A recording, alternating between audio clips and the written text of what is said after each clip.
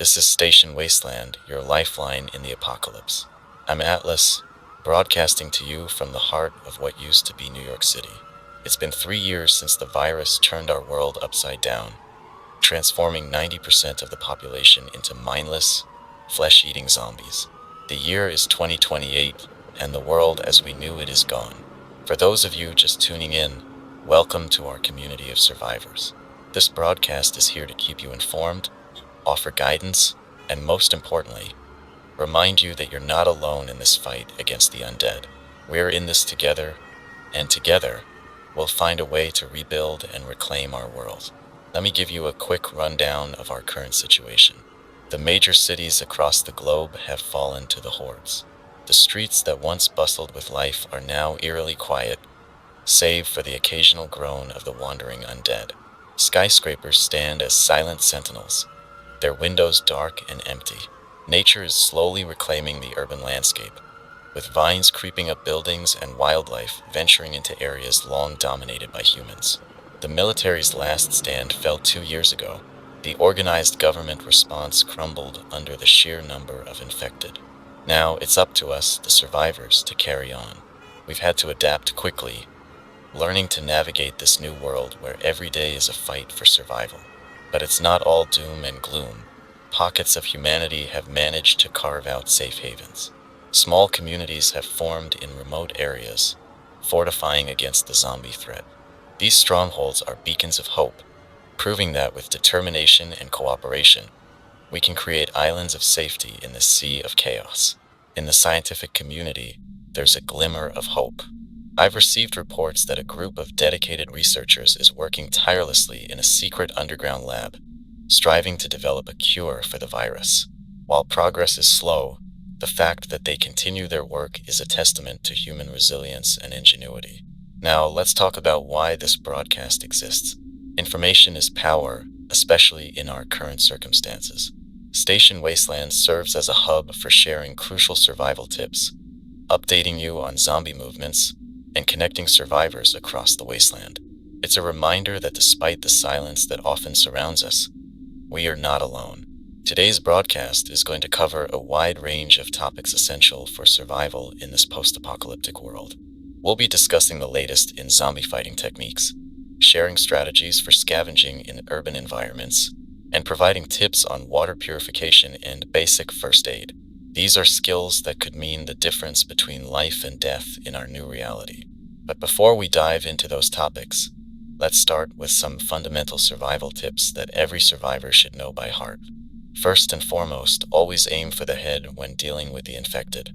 It's the only surefire way to stop them. The virus may have ravaged their bodies and minds, but it's kept the brainstem intact. Destroy the brain and you stop the zombie. Secondly, noise is your enemy. The infected are attracted to sound, so stealth is crucial when you're on the move. Learn to communicate with hand signals when you're in a group, and always be aware of your surroundings. A moment of carelessness can attract a horde and spell disaster. Thirdly, never underestimate the importance of fortification. Whether you're settling in for the night or establishing a long-term base, secure your perimeter. Use whatever materials you can find, barricade entrances, board up windows, and create obstacles that will slow down or stop the infected. Remember, they don't tire, so your defenses need to be able to withstand constant pressure. Now, let's talk about scavenging. With supply chains disrupted and production halted, we've had to return to a hunter-gatherer lifestyle. But instead of foraging in forests, we're picking through the remnants of our old civilization.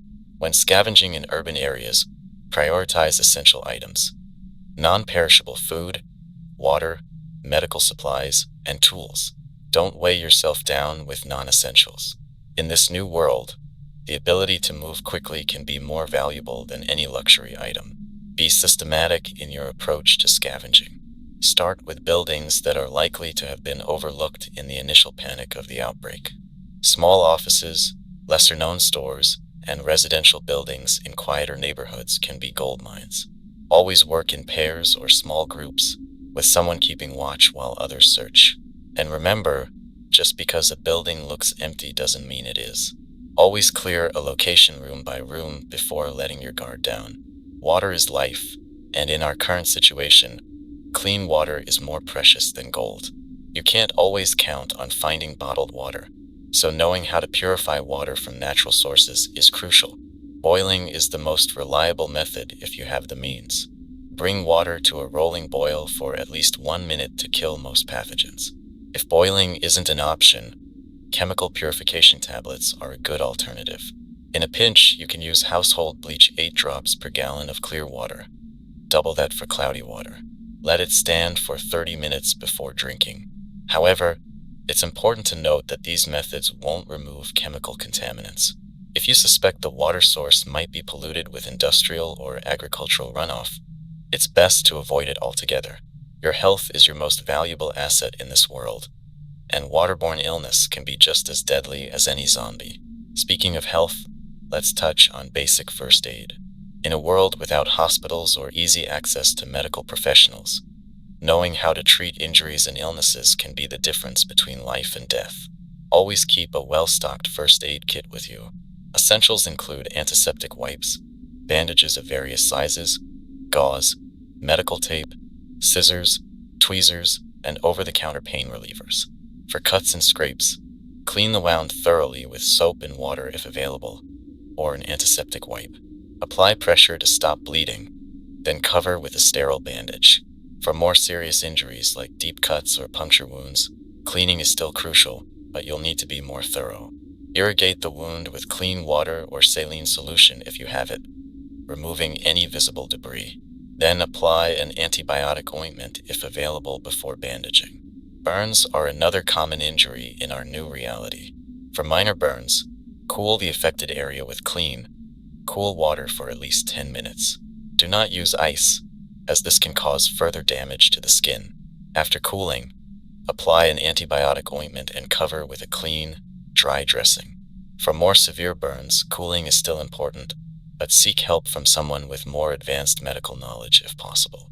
Remember, infection is one of the biggest threats in a world without antibiotics.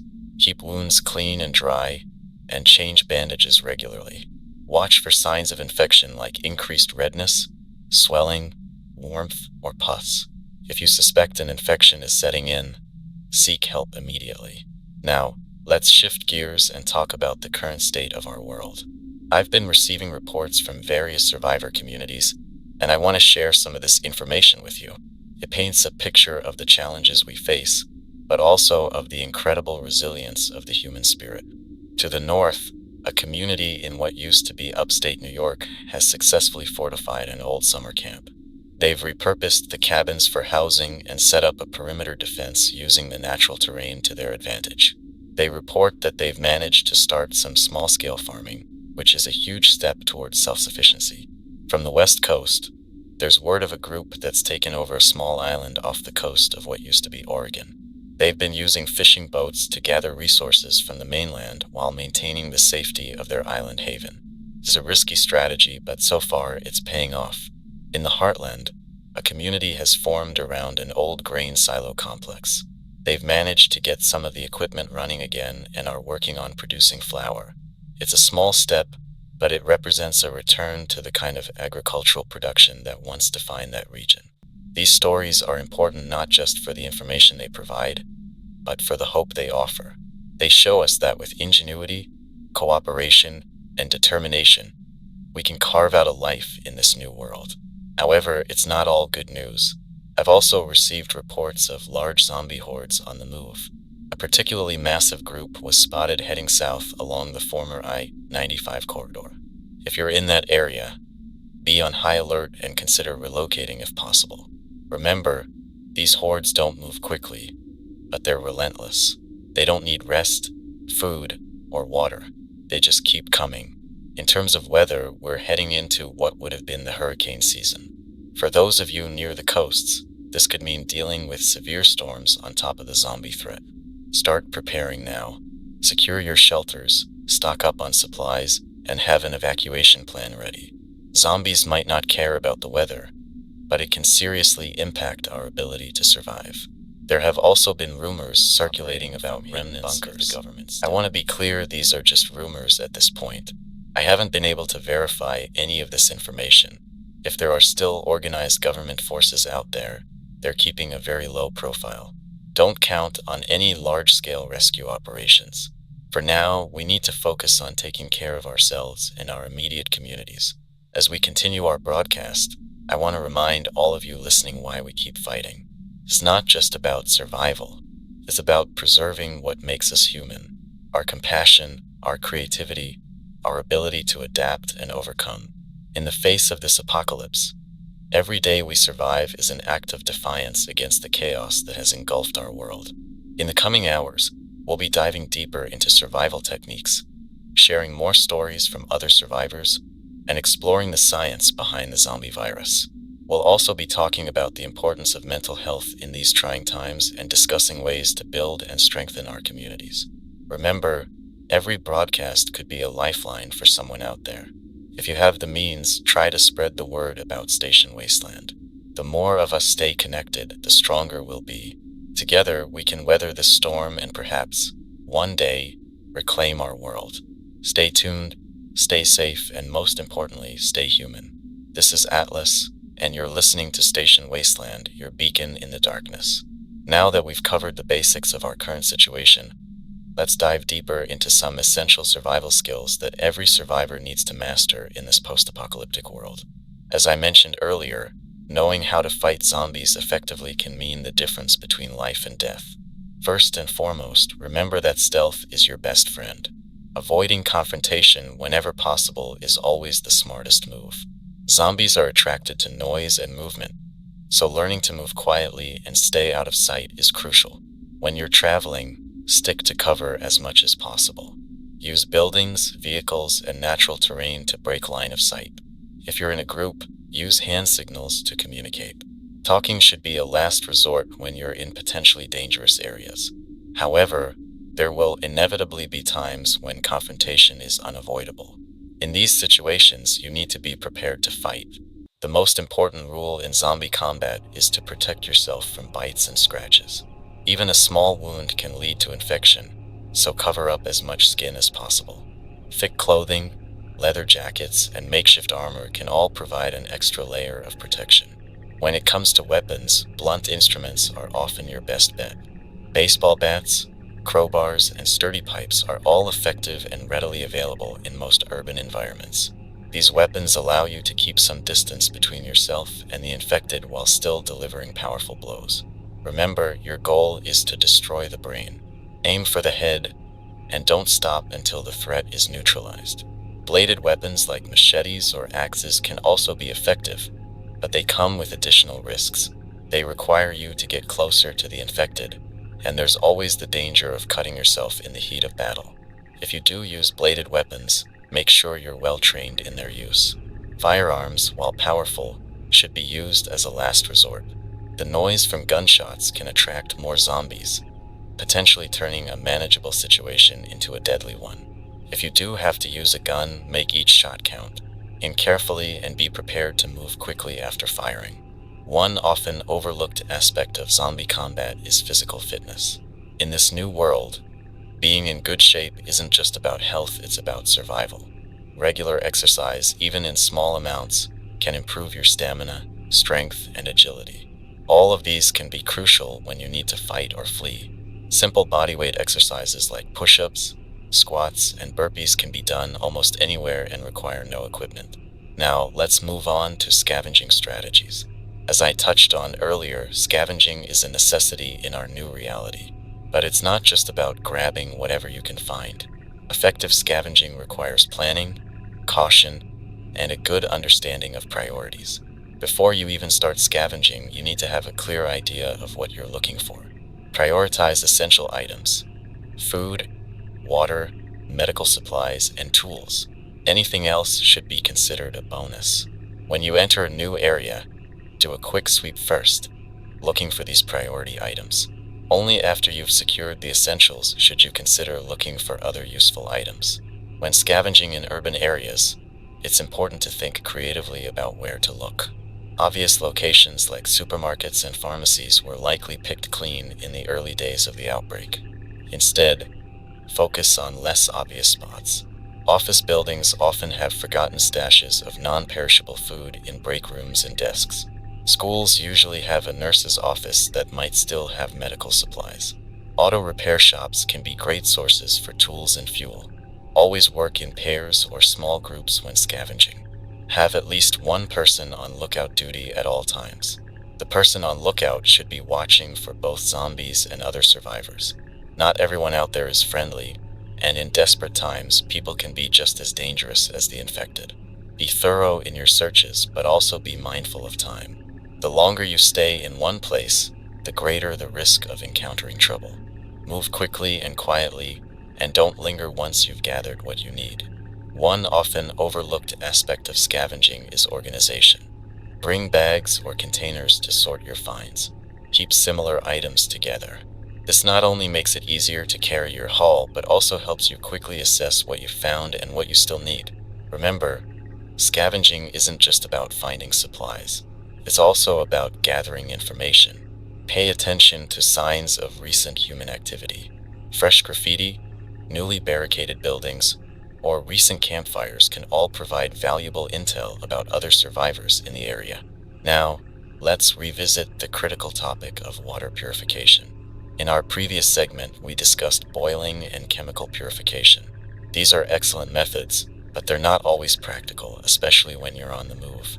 So let's talk about some additional techniques you can use to ensure you have safe drinking water. One method that's particularly useful for travelers is solar water disinfection, or SODIs.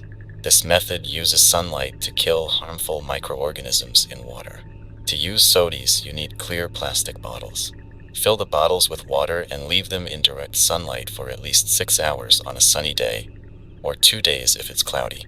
The UV radiation from the sun will kill most pathogens, making the water safe to drink. Another useful technique is creating a simple filtration system using materials you can find almost anywhere. You'll need a container like a plastic bottle with the bottom cut off, some small rocks, sand, and cloth. Layer these materials in the container with the larger rocks at the bottom, then smaller rocks, then sand, and finally the cloth on top. Pour water through this makeshift filter to remove particulates and some contaminants. Keep in mind that while this filtration method can make water clearer and remove some impurities, it doesn't guarantee that the water is free from all pathogens. It's best to use this in combination with other purification methods for the safest results. One more method worth mentioning is distillation. This process involves boiling water and collecting the steam, which condenses back into pure water. While it requires more equipment and energy than other methods, distillation is one of the most effective ways to purify water, capable of removing not just biological contaminants, but also many chemical pollutants. Moving on to another crucial survival skill, first aid. We've already covered the basics, but let's delve a bit deeper into some specific scenarios you might encounter. One common injury in our post-apocalyptic world is sprains and strains.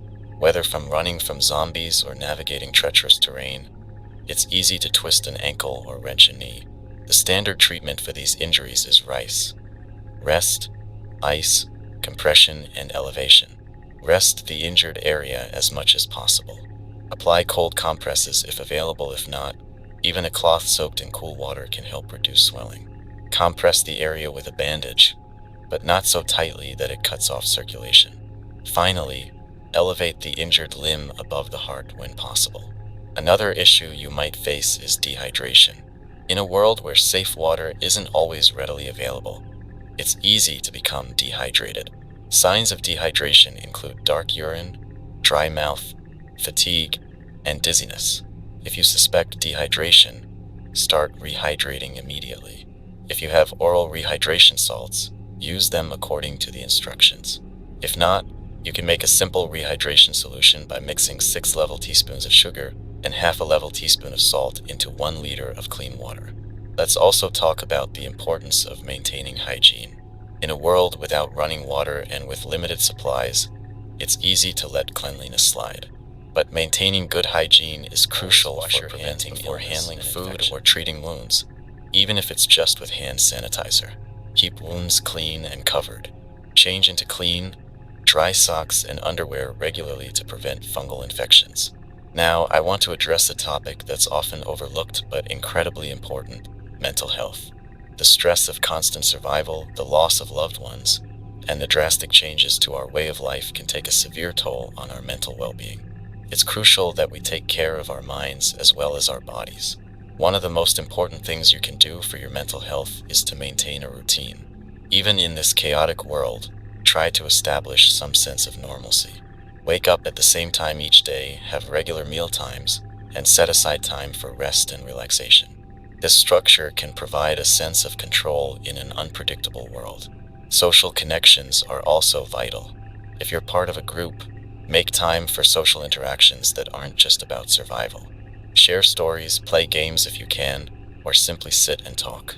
If you're alone, try to find ways to connect with others. This broadcast is one way, but don't be afraid to reach out to other survivors when it's safe to do so. Human connection is a fundamental need, and maintaining it can help keep us grounded in our humanity. Another important aspect of mental health is finding purpose. In our old lives, many of us derived a sense of purpose from our jobs, our roles in society, or our personal goals. In this new world, it's easy to feel adrift. Combat this by setting goals for yourself, both short-term and long-term. These could be as simple as learning a new survival skill or as complex as working towards rebuilding a community. Having something to work towards can provide a sense of progress and hope. Remember, it's okay to feel scared, angry, or sad.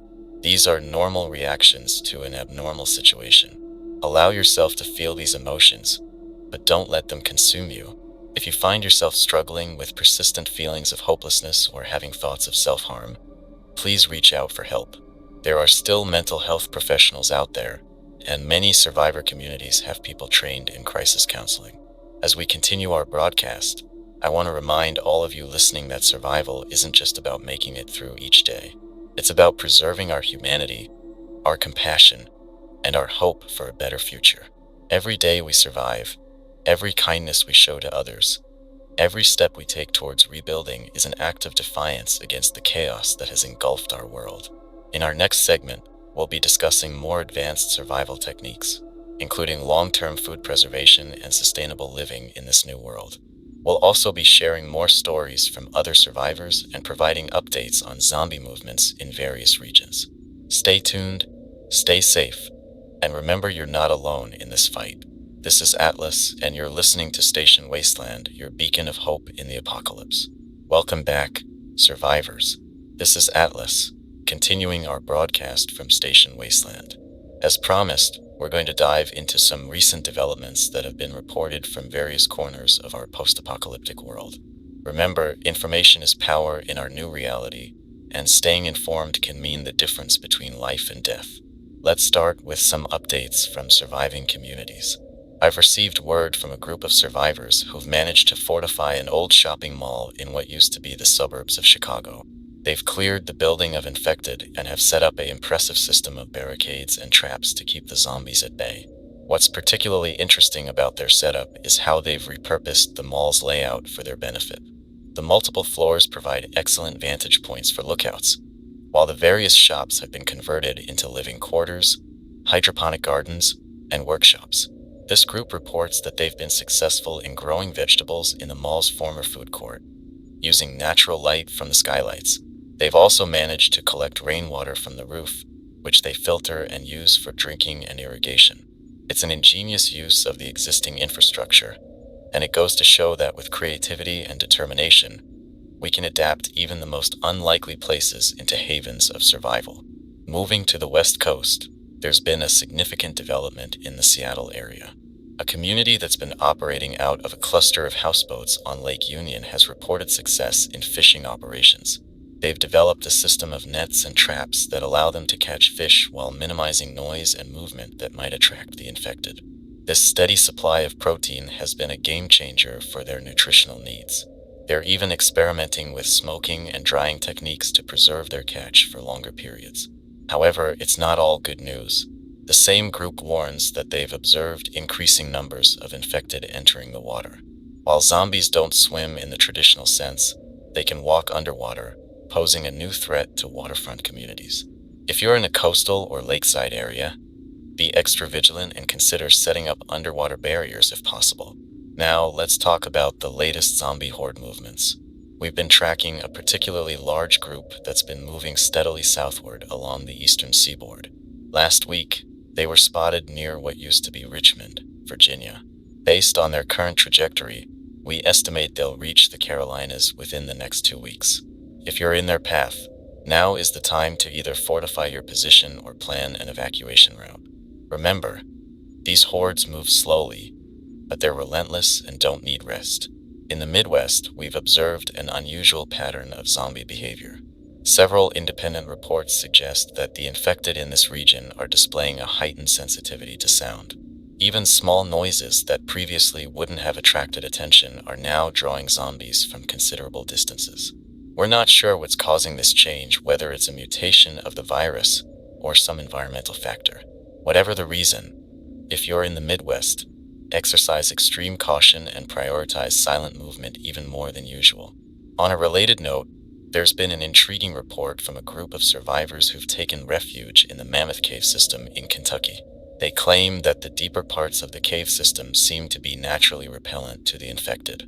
Zombies that have wandered into the outer caverns reportedly become disoriented and eventually wander back out.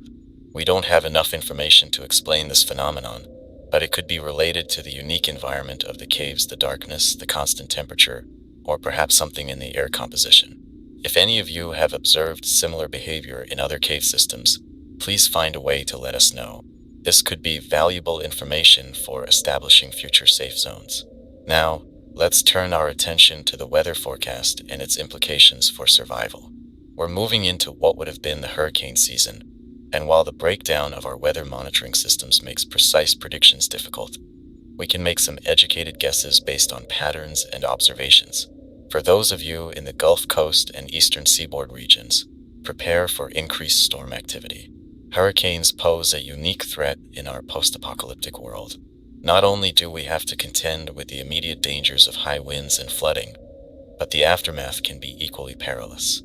Storms can damage our carefully constructed fortifications, scatter our supplies, and worst of all, disorient and relocate large groups of infected.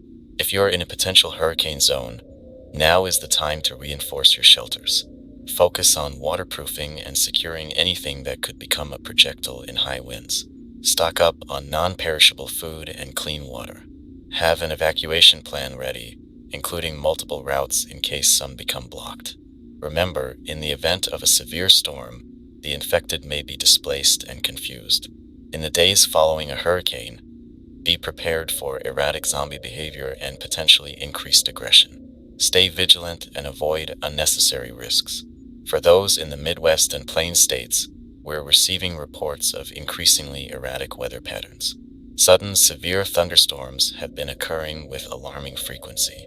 These storms often bring intense lightning, which poses a fire risk in areas where there's no one left to manage fire suppression.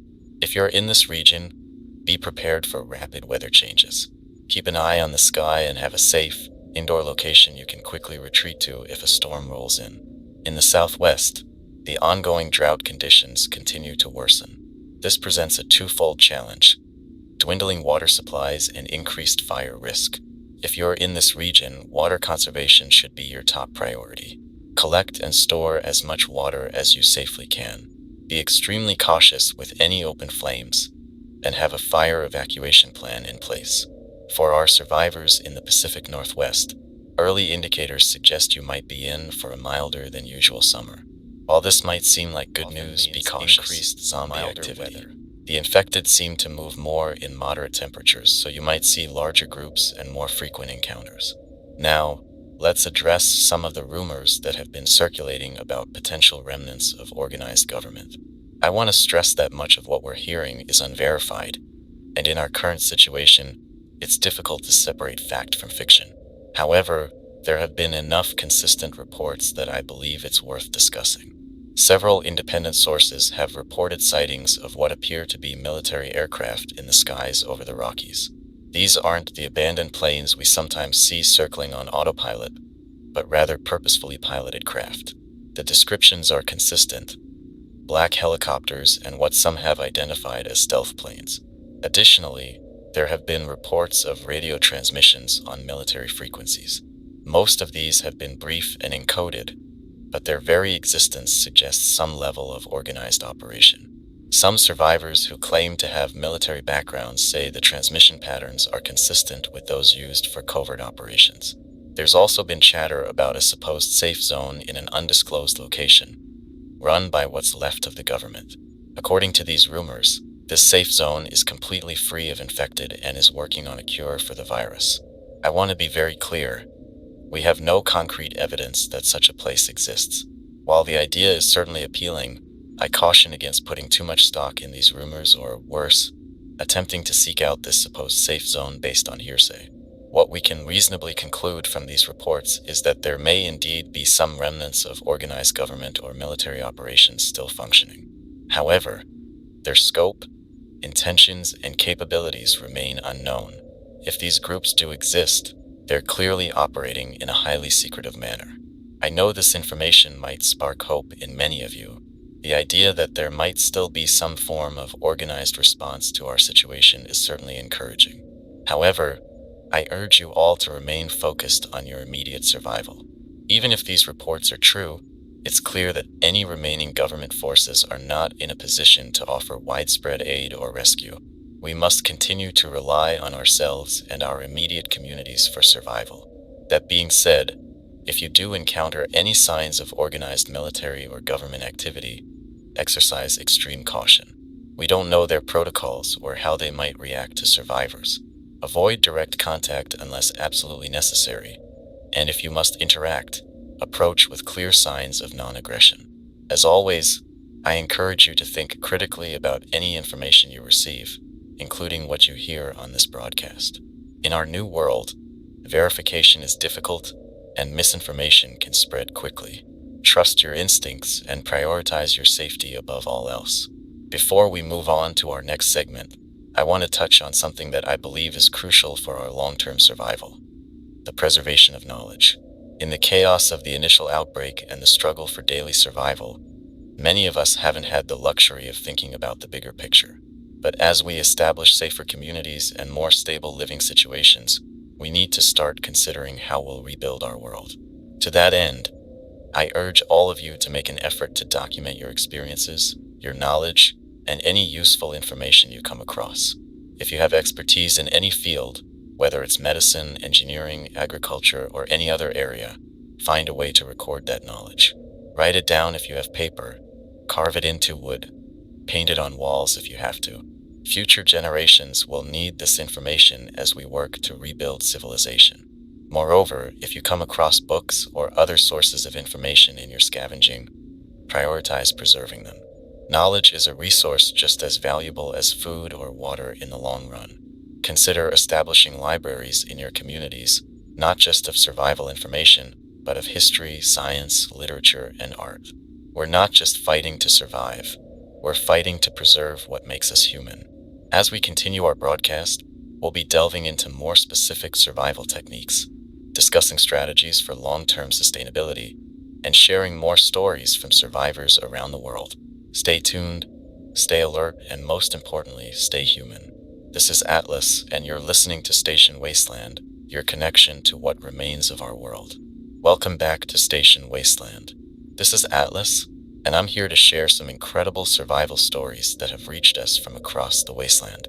These tales of courage, ingenuity, and resilience serve as a testament to the human spirit in the face of overwhelming odds.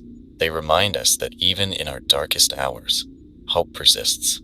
Let's start with a remarkable story from the heart of what used to be Los Angeles. A group of survivors, led by a former Hollywood stuntwoman named Sarah, has turned an abandoned film studio into a fortress. Sarah's experience in creating controlled explosions and fire effects has proven invaluable in defending their stronghold. They've rigged an intricate system of pyrotechnics around the perimeter that can be triggered remotely, creating a wall of fire to deter both the infected and any hostile survivors. But it's not just their defenses that make this group stand out. They've ingeniously repurposed film equipment to meet their survival needs. Old Klieg lights have been converted into UV sterilization units for water purification. Green screens and backdrops have become camouflage for scavenging missions. Even the studio's sound stages, with their thick insulation, serve as ideal storage units for their food supplies, keeping them cool and hidden from potential raiders. Sarah's group has also become known for their daring rescue missions. Using their knowledge of special effects and stunt work, they create distractions to lure away hordes of infected, allowing them to extract trapped survivors. Their most recent mission involved rescuing a family of 4 who had been trapped in a high-rise apartment for months, surviving on rainwater and pigeons. The rescue involved a complex pulley system rigged between buildings and a series of controlled explosions to clear a path. It's a reminder that our old skills, no matter how seemingly irrelevant, can find new purpose in this changed world. Moving east, we have a tale of agricultural innovation from the outskirts of Chicago. A community led by Maria, a former urban farming advocate, has transformed a cluster of abandoned warehouses into a thriving vertical farm. Using hydroponics and aeroponic systems cobbled together from scavenged materials, they've created a year-round food source that's safe from zombie incursions and the harsh Midwest weather. Maria's team faced numerous challenges in setting up their operation. The lack of consistent electricity was a major hurdle, but they overcame it by rigging up a combination of solar panels, wind turbines, and bicycle-powered generators. They even found a way to use the body heat from their compost piles to help regulate temperature in the colder months. What's truly inspiring about Maria's story is how they're using their success to help others. They've begun producing more food than they need and have established a bartering system with other nearby communities. Seeds and cuttings from their operation are becoming a valuable trade commodity, spreading the potential for sustainable food production across the region. But not all heroic acts involve grand schemes or innovative tech. Sometimes the most profound bravery comes in small human moments. Take the story of David, a former elementary school teacher from a small town in Maine. When the outbreak hit, David was on a field trip with a group of 23rd graders. Cut off from the school and from most of the children's parents, David managed to lead his class to safety. For weeks, they moved from place to place, with David not only ensuring their physical safety but also maintaining a sense of normalcy and education. He kept the children's spirits up with improvised lessons and games, all while scavenging for food and supplies and defending the group from the infected. David's quick thinking saved them more than once, like when he used their knowledge of local bird calls, learned during nature lessons, to create a silent communication system. Eventually, David managed to lead the group to a secure survivor settlement, where most of the children were reunited with family members or taken in by the community. David's dedication to his students, maintaining his role as their protector and teacher even in the face of the apocalypse, is a powerful reminder of the bonds that hold us together. These stories of heroism aren't just inspiring, they're instructive. They show us the power of adapting our skills to new circumstances, the importance of community in survival, and the impact that one person's courage can have on many lives. But not all survival stories are about grand heroics. Sometimes survival comes down to quick thinking in moments of extreme danger.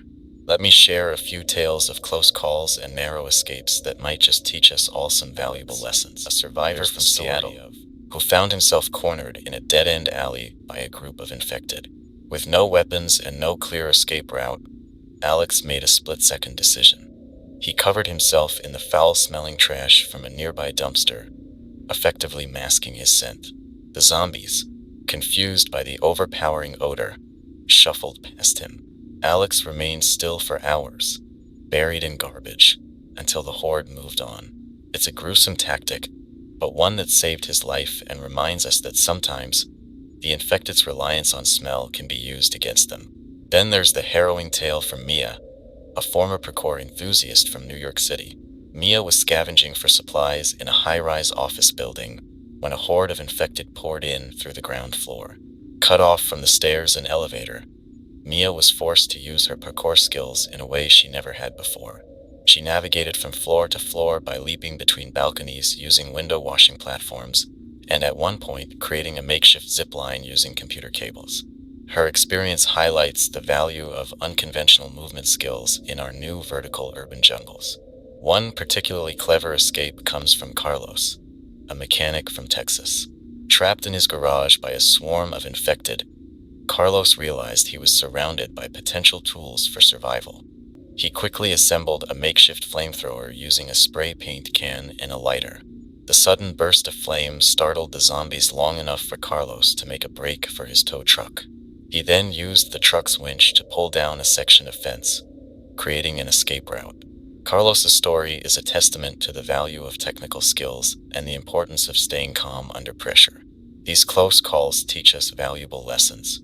Alex's experience reminds us to think creatively about camouflage and misdirection. Mia's parkour skills highlight the importance of physical fitness and adaptability in urban environments, and Carlos's quick thinking showcases how mechanical knowledge can be a lifesaver. But perhaps the most important lesson from all these stories is the power of keeping a cool head in crisis. Panic is a killer in our world, often more dangerous than the infected themselves. These survivors all manage to assess their situations quickly, use the resources at hand, and take decisive action. That's a skill we all need to cultivate. It's also worth noting that in many of these stories, the survivors' pre-apocalypse skills and hobbies played a crucial role in their survival. This is a reminder to all of us to value and maintain our unique skills and knowledge. You never know when your hobby or professional expertise might become the key to survival. Now, I want to take a moment to address something that many of you have asked about: how to handle encounters with other survivors. In our world, other humans can be just as dangerous as the infected, if not more so. But they can also be potential allies and a source of hope.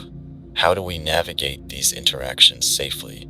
First and foremost, always prioritize caution. If you encounter other survivors, maintain your distance initially. Observe their behavior from afar if possible.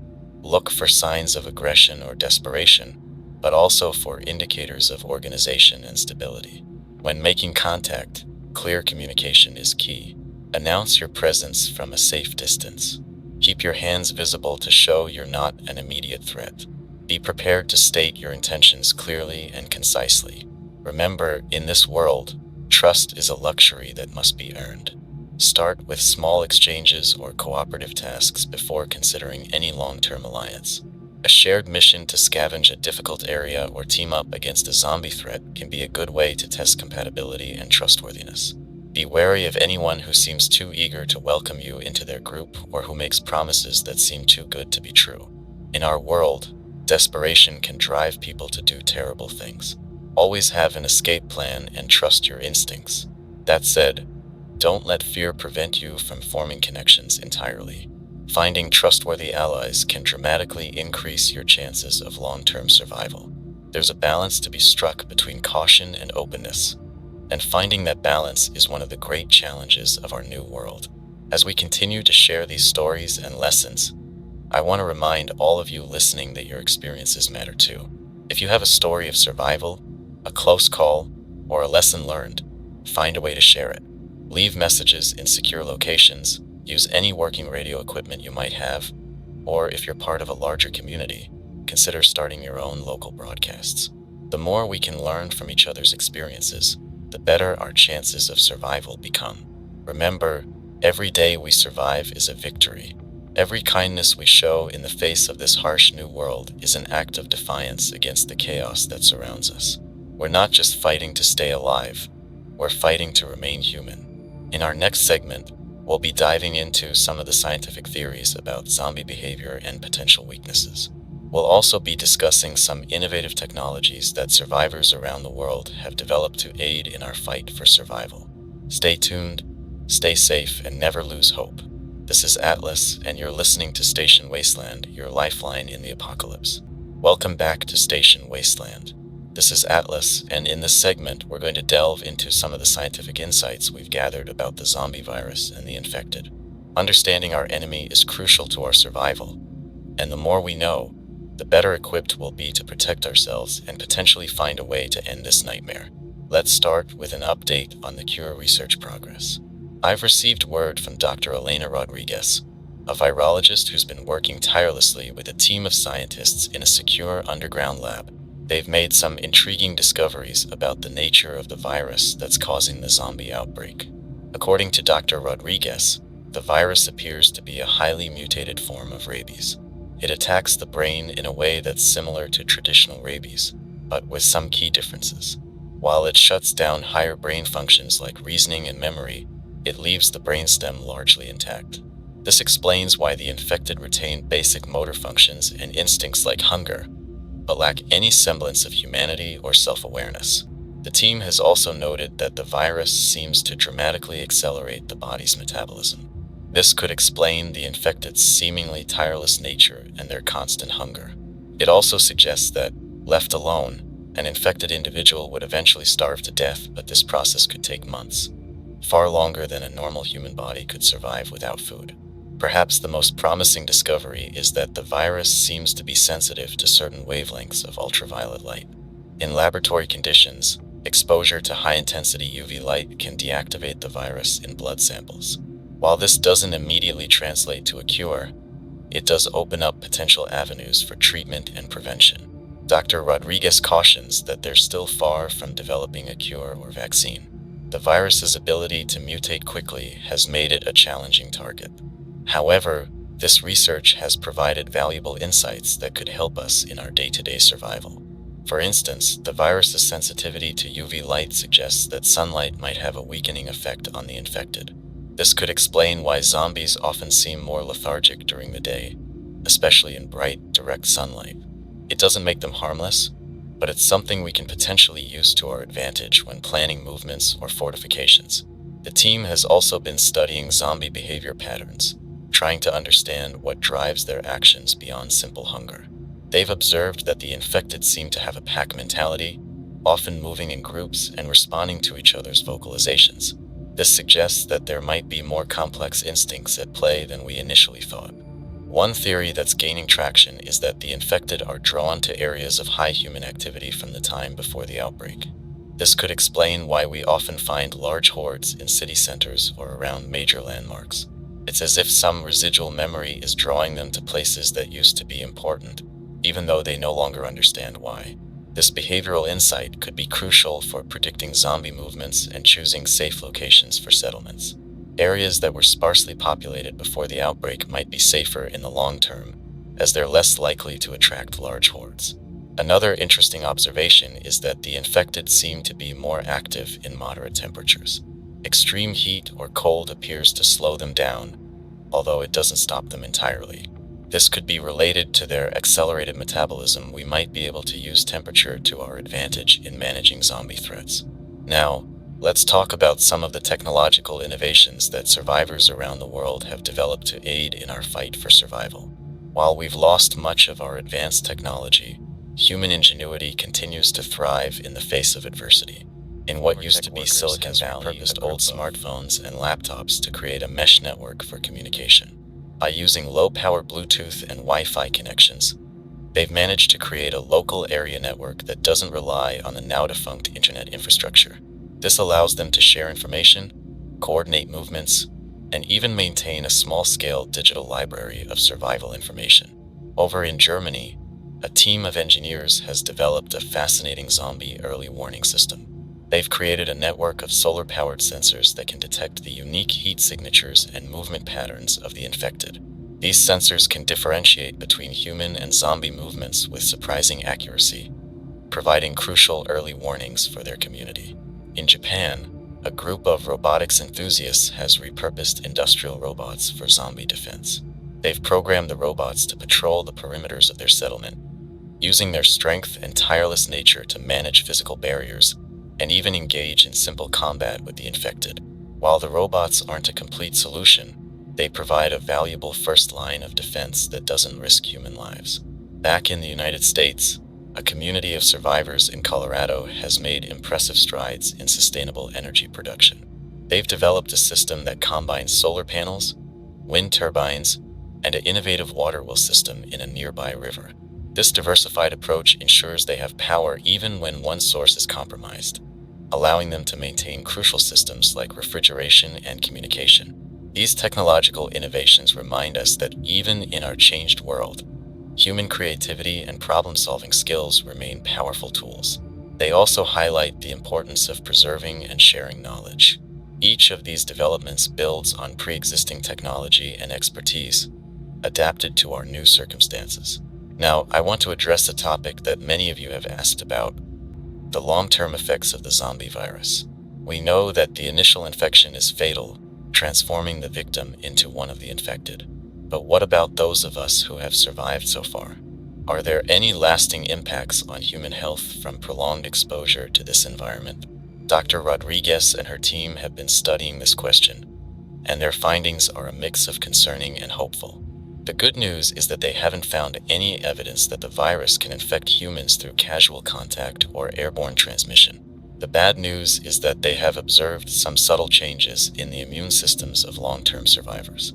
It appears that constant low-level exposure to the virus in our environment has caused our immune systems to be in a state of constant high alert. This has both positive and negative implications. On the positive side, many survivors report fewer instances of common illnesses like colds or flu. Our hypervigilant immune systems seem to be more effective at fighting off routine bugs. However, this constant state of alertness also has downsides. Some survivors have developed autoimmune-like symptoms, where their immune systems begin to attack their own bodies.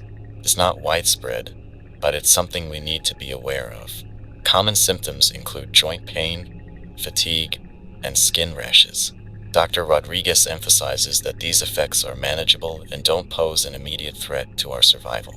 However, she stresses the importance of maintaining overall health through proper nutrition, regular exercise, and adequate rest. A healthy body is better equipped to handle the stresses of our new environment. Another area of concern is the potential for the virus to jump to animal populations. So far, we've only seen the virus affect humans, but viruses can evolve and adapt to new hosts. Dr. Rodriguez's team is closely monitoring animal populations for any signs of infection. So far, they haven't seen any evidence of the virus affecting animals, but it's something we all need to stay vigilant about. This brings me to an important point about food safety. While animals don't seem to be carriers of the zombie virus, our changed environment has led to changes in animal behavior and health. Be extremely cautious when hunting or foraging. Always cook meat thoroughly, and be wary of animals that appear sick or are behaving strangely.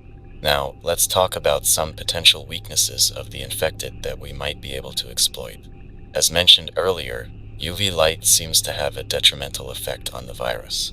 This suggests that in addition to sunlight, we might be able to use artificial UV sources as a deterrent or even a weapon against the infected. Some communities have reported success with UV floodlights as part of their perimeter defenses. The infected's reliance on sound and smell to locate prey is another weakness we can exploit.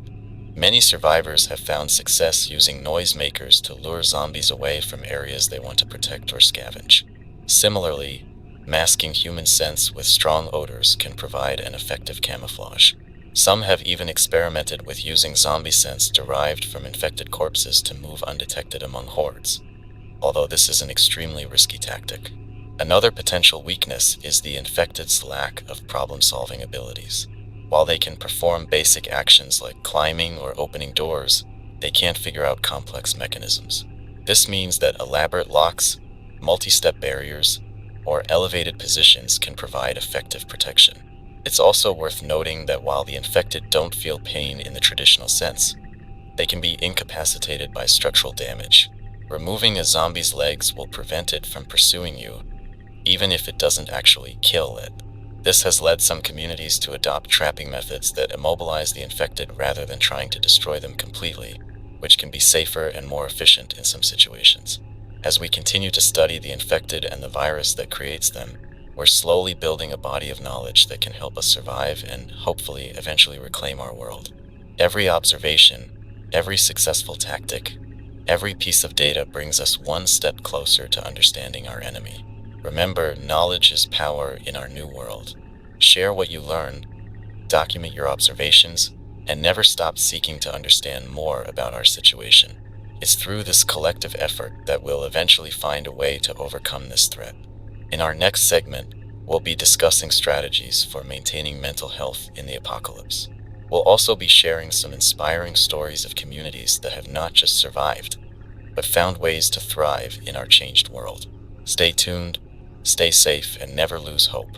This is Atlas, and you're listening to Station Wasteland, your beacon in the darkness. Welcome back to Station Wasteland. This is Atlas, and in this segment, we're going to tackle a crucial aspect of survival that often gets overlooked in the daily struggle against the infected: mental health. In our post-apocalyptic world, maintaining our psychological well-being is just as important as securing food, water, and shelter. The constant stress, loss, and fear can take a severe toll on our minds, and if we're not careful, it can compromise our ability to survive and thrive in this new reality. Let's start by talking about the importance of maintaining hope. Hope isn't just a feel-good emotion, it's a vital survival tool. It gives us the strength to keep going when things get tough, to problem solve when faced with challenges, and to envision a future worth fighting for. But in a world where we're constantly confronted with danger and loss, how do we nurture hope? One effective strategy is to set small, achievable goals for yourself each day. These don't have to be grand objectives. It could be as simple as organizing your supplies, reinforcing a section of your shelter, or learning a new survival skill. The act of setting and achieving these goals gives us a sense of progress and control, which can be incredibly empowering in our chaotic world. Another way to maintain hope is by connecting with others. Human beings are social creatures, and isolation can be devastating to our mental health. If you're part of a community, make an effort to engage with others regularly. Share stories, work on projects together, or simply spend time in each other's company. If you're on your own, try to find safe ways to connect with other survivors. This broadcast is one way, but you could also leave messages in secure locations or use any working communication equipment you might have. It's also important to acknowledge and process our emotions, including the difficult ones. Many of us have experienced traumatic losses and continue to live in a state of constant stress. It's natural to feel grief, anger, fear, and a whole range of other emotions. Bottling these feelings up can lead to emotional exhaustion and even breakdown. Find safe ways to express and work through your emotions. This could be through talking with others, journaling, creating art, or any other method that works for you. Now, let's talk about some specific coping strategies for dealing with the unique stressors of our post-apocalyptic world. One of the most common issues survivors face is hypervigilance, the constant state of alertness that comes while some level of vigilance is necessary for survival. Being on high alert all the time can lead to exhaustion, anxiety, and even paranoia. To combat this, it's crucial to create safe spaces where you can relax and let your guard down, even if only for short periods. This might be a well-fortified room in your shelter or a hidden spot that you've secured. Use these spaces to practice relaxation techniques like deep breathing, meditation, or progressive muscle relaxation. Even a few minutes of conscious relaxation each day can make a significant difference in managing stress levels. Another common challenge is dealing with survivor's guilt. Many of us carry the weight of having survived when others didn't. We might question why we're alive when loved ones aren't, or feel guilty about actions we had to take to survive. It's important to remember that survival isn't a moral failing. You didn't choose for this apocalypse to happen, and your survival doesn't come at the cost of others who didn't make it. If you're struggling with survivor's guilt, try to reframe your survival as a responsibility. You're alive to carry on the memory of those who didn't make it, to help rebuild our world, and to potentially help other survivors. Honor the memory of those you've lost by living as fully as you can in our changed world. Sleep disturbances are another widespread issue among survivors. The constant state of alertness, combined with the trauma many of us have experienced, can make it difficult to get restful sleep. Yet sleep is crucial for both our physical and mental health. If you're having trouble sleeping, try to establish a consistent sleep routine, even in our inconsistent world. Go to bed and wake up at the same time each day if possible. Create a calming pre-sleep ritual, like reading, if you have access to books, gentle stretching, or quiet reflection. If nightmares are an issue, some survivors have found success with a technique called dream rescripting. Before going to sleep, think about your recurring nightmare, but imagine a different, less distressing ending. Visualize this new ending in detail. With practice, this can help reshape the narrative of your dreams. Now, let's address the challenge of maintaining relationships and building trust in our new world. The apocalypse has forced many of us to do things we never thought we were capable of, both good and bad. This can make it difficult to trust others or to feel worthy of trust ourselves. But human connection is vital for our mental health and our long-term survival. Building trust starts with small steps. Be reliable in your actions and words. If you say you're going to do something, follow through. Be honest about your capabilities and limitations. It's better to underpromise and overdeliver than the other way around. Show vulnerability when it's safe to do so. Sharing your fears and hopes with others can create powerful bonds. Remember, trust is a two-way street. Be willing to extend trust to others while still maintaining appropriate caution. Look for opportunities to cooperate on small tasks before engaging in more significant collaborations. Pay attention to how people act, not just what they say. Consistent, ethical behavior over time is the foundation of trust. For those of you who are part of larger communities, it's crucial to create structures that support mental health. This could include setting up support groups where people can share their experiences and coping strategies. If you have anyone with counseling or psychological training in your group, their skills are invaluable.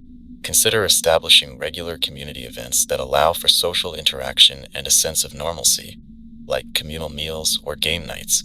It's also important to have systems in place for conflict resolution. In the close quarters and high-stress situations many of us find ourselves in, conflicts are inevitable. Having a fair, consistent way to address disagreements can prevent small issues from escalating into major problems that threaten community cohesion. Now, I want to talk about the importance of finding purpose and meaning in our new world. Before the outbreak, many of us defined ourselves by our jobs, our social roles, or our goals for the future. The apocalypse has stripped away many of these identities, leaving some feeling lost or purposeless. But I want to remind you that your worth isn't defined by what you did in the old world. In our new reality, we all have the opportunity to redefine ourselves and find new sources of meaning. For some, purpose might come from protecting and providing for others. For others, it might be about preserving knowledge and skills for future generations. Some find meaning in working towards a cure or in rebuilding structures of governance and community. The key is to find something that resonates with you, something that gets you up in the morning and gives you a reason to keep fighting. Remember, it's okay if your sense of purpose evolves over time. What drives you today might not be what drives you a year from now, and that's fine. The important thing is to always have something you're working towards, something that makes you feel that your efforts matter. I also want to address the challenge of maintaining a sense of time and routine in our changed world. With the breakdown of society, many of the markers we used to structure our days are gone. No more 9-to-5 jobs, no more weekend plans, no more holidays as we knew them. This lack of structure can be disorienting and can contribute to feelings of listlessness or depression. Creating your own routines and marking the passage of time can help combat this. Try to establish regular daily activities, wake-up times, meal times, work periods, rest periods. Mark the changing of seasons. Celebrate birthdays or other significant dates. Some communities have even created their own holidays or rituals to commemorate important events in their post-apocalyptic lives. Lastly, I want to talk about the importance of self-care. In our constant struggle for survival, it's easy to neglect our own needs. But taking care of yourself isn't selfish, it's necessary. You can't help others or contribute to your community if you're running on empty. Self-care looks different for everyone. It might be taking time each day for physical exercise, which has the added benefit of releasing endorphins that can improve mood. It could be engaging in a hobby or skill that you enjoy, even if it doesn't have an immediate survival benefit. Maybe it's taking a few minutes each day to appreciate something beautiful in our changed world: a sunset, a flower growing through the cracks in the concrete, the kindness of a fellow survivor. Whatever form it takes, make self-care a priority. Think of it as maintenance for your most important survival tool, yourself. As we navigate this post-apocalyptic world, remember that struggling with mental health doesn't make you weak. We've all been through traumatic experiences, and it's natural to have difficulty processing them. Reaching out for help when you need it is a sign of strength, not weakness. In our next segment, we'll be discussing strategies for long-term resource management and sustainable living in our new reality. We'll also be sharing some innovative farming techniques that communities around the world have developed to secure their food supplies. Stay tuned, stay safe, and remember, your mental health is just as important as your physical safety. This is Atlas, and you're listening to Station Wasteland, your companion in the apocalypse. Welcome back to Station Wasteland. This is Atlas, and in this segment, we're going to dive into the crucial topic of resource management and sustainable living in our post-apocalyptic world. As we move beyond mere survival and start thinking about long-term sustainability, it's essential that we learn to manage our resources effectively and find ways to replenish what we use. Let's start with one of our most critical resources: food. In the early days of the outbreak, many of us relied heavily on scavenging pre-apocalypse food supplies. But as time goes on, these sources are becoming scarcer and less reliable. It's crucial that we transition to sustainable food production methods. One of the most promising developments I've heard about is the resurgence of victory gardens.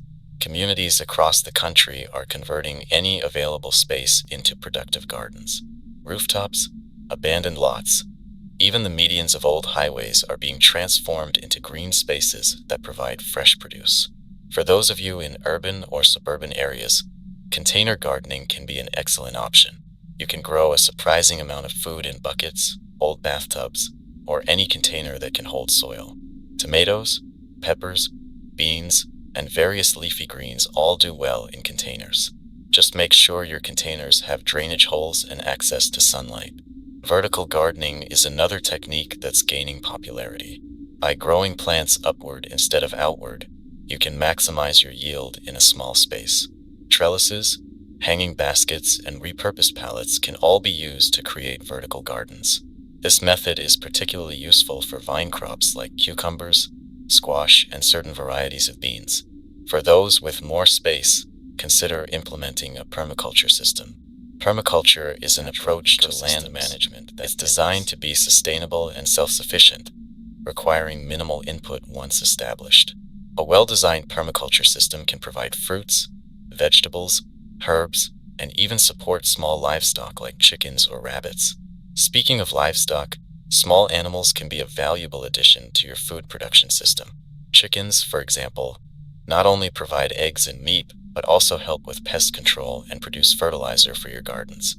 Rabbits are another good option, as they reproduce quickly, have a small footprint, and can be fed on many of the same vegetables you might be growing for yourself. Now, let's talk about food preservation.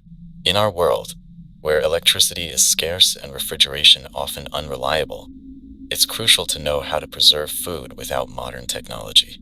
One of the oldest and most reliable methods is fermentation. Fermented foods not only last longer, but also provide beneficial probiotics that can help support your immune system. Sauerkraut is a simple fermented food that's easy to make and highly nutritious. All you need is cabbage and salt. Chop the cabbage, mix it with salt, pack it tightly into a clean container, and let it sit for a few weeks. The natural bacteria on the cabbage will do the rest, creating a tangy, long-lasting food. Drying is another effective preservation method that doesn't require electricity. Sun-drying works well in dry climates, but in more humid areas, you might need to create a solar dehydrator. These can be built using simple materials like wood, clear plastic, and mesh screens. Fruits, vegetables, and even meats can be preserved through drying. For those of you in colder climates, don't forget about the power of freezing. During winter months, the outdoors can become your freezer. Just be sure to protect your food from animals with secure containers. Now, let's move on to water management. Clean water is perhaps our most precious resource. While purification methods like boiling and chemical treatment are essential skills, it's also important to focus on water conservation and collection. Rainwater harvesting is a simple yet effective way to supplement your water supply. Even in urban environments, you can set up systems to collect rainwater from roofs or other surfaces. Just remember to filter and purify this water before drinking, as roofs can contain contaminants. Gray water systems are another way to maximize your water usage.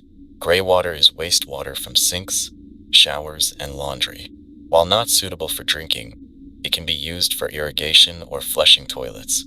By implementing a simple gray water system, you can significantly reduce your overall water usage. For those of you in arid environments, consider learning about desert water harvesting techniques. Methods like contour trenches and swales can help capture and retain what little rainfall you do get, making it possible to grow food in even the driest conditions. Let's talk about energy next. While we can't rely on the power grid anymore, that doesn't mean we have to live entirely without electricity. Solar power is one of the most accessible forms of alternative energy for survivors. Even small solar panels can provide enough power to run lights or charge batteries.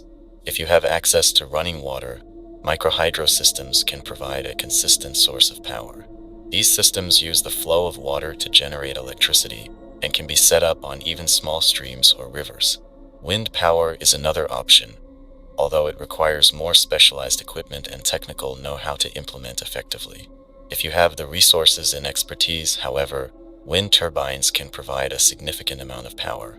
But remember, the most important aspect of energy management is conservation. Use power sparingly and prioritize its use for essential tasks. Consider using alternative methods for tasks that don't absolutely require electricity. For example, a solar oven can be used for cooking on sunny days, saving your electrical power for more crucial needs. Now, let's discuss the importance of repurposing and recycling in our new world. With manufacturing at a standstill, every item we have is precious. Before discarding anything, consider if it can be repurposed for another use. Old clothing can be turned into bandages, cleaning rags, or even woven into rugs. Plastic bottles can become planters for your garden or can be cut into scoops or funnels. Tin cans can be transformed into cooking utensils or even improvised alarm systems when strung together. Metals are particularly valuable. Aluminum cans can be melted down and recast into new tools or parts. Steel can be reshaped and repurposed in countless ways. If you have the skills and equipment, metalworking can be an incredibly valuable asset to your community. Even organic waste has value. Food scraps, lawn clippings, and other biodegradable materials can be composted to create rich fertilizer for your gardens.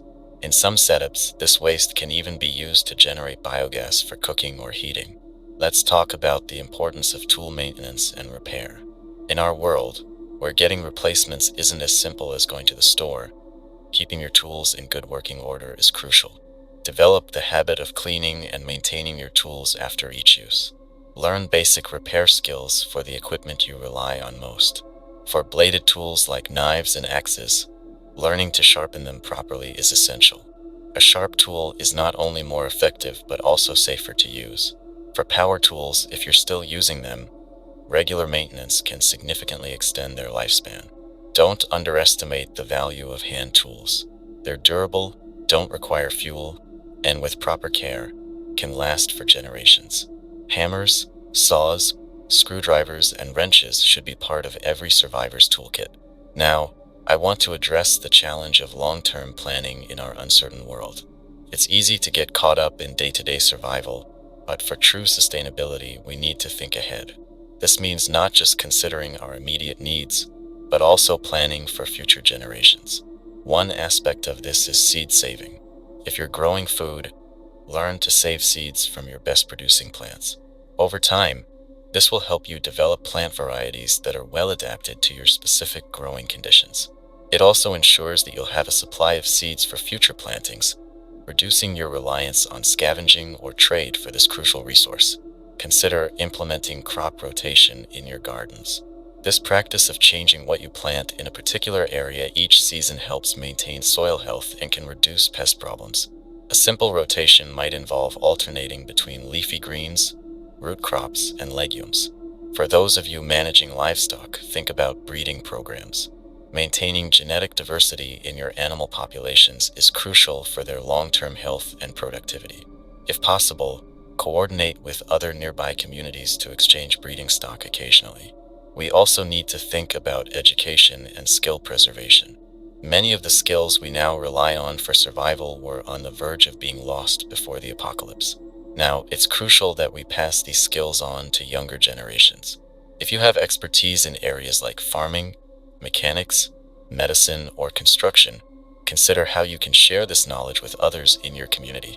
Document what you learn. Keep records of successful farming techniques, effective medical treatments, or useful technological adaptations. This information could be invaluable to future survivors or to efforts to rebuild society. Lastly, I want to talk about the importance of building resilient systems. In our unstable world, it's crucial to have backups and alternatives for all your essential resources and processes. Don't rely on a single water source, food production method, or power supply. Diversification is key to long-term survival. This applies to your skills as well. While specialization can be useful in our world, it's beneficial to have at least basic competency in a wide range of survival skills. You never know when you might be separated from your group or when your community might lose a member with crucial expertise. Remember, sustainable living isn't just about surviving, it's about creating a life that can be maintained indefinitely. It's about building a future where we're not just scraping by, but thriving. It's a challenge, certainly, but it's one I believe we're up to. In our next segment, we'll be discussing advanced self-defense techniques for dealing with both the infected and hostile survivors. We'll also be sharing some strategies for securing and defending long-term settlements. Stay tuned, stay safe, and remember, every day we survive and every step we take towards sustainability is a victory. This is Atlas, and you're listening to Station Wasteland, your guide to thriving in the post-apocalyptic world. Welcome back to Station Wasteland. This is Atlas, and in this segment, we're going to delve into advanced self-defense techniques for surviving in our post-apocalyptic world. While we've covered basic survival skills in previous broadcasts, today we're going to focus on more advanced strategies for dealing with both the infected and potentially hostile survivors. Let's start with hand-to-hand combat against zombies. While it's always preferable to avoid, there may be times when you have no choice but to engage in close quarters. The first rule of zombie hand-to-hand combat is to protect yourself from bites and scratches at all costs. Even a small wound can lead to infection, so covering up as much skin as possible is crucial. When fighting zombies in close quarters, your primary goal should be to disable their mobility. Contrary to popular pre-apocalypse fiction, you don't need to destroy the brain to stop a zombie in its tracks.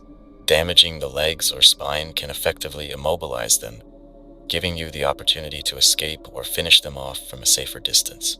One effective technique is the leg sweep. As a zombie approaches, drop low and use your leg to sweep their feet out from under them. Once they're down, you can either retreat or, if necessary, follow up with a stomping attack to the knee or hip joint. Remember, zombies don't feel pain, so joint manipulation techniques that work on humans won't be effective here. Another useful skill is the shoulder throw. If a zombie grabs you, use their own momentum against them. Pivot your body, drop your center of gravity, and use your shoulder as a fulcrum to throw them over your hip. This technique can create distance between you and the infected, giving you time to escape or regroup. For those of you who have access to melee weapons, learning to use them effectively can greatly increase your chances of survival. Blunt weapons like baseball bats or crowbars are often readily available and can be highly effective against the infected. When using these weapons, aim for the joints or the head.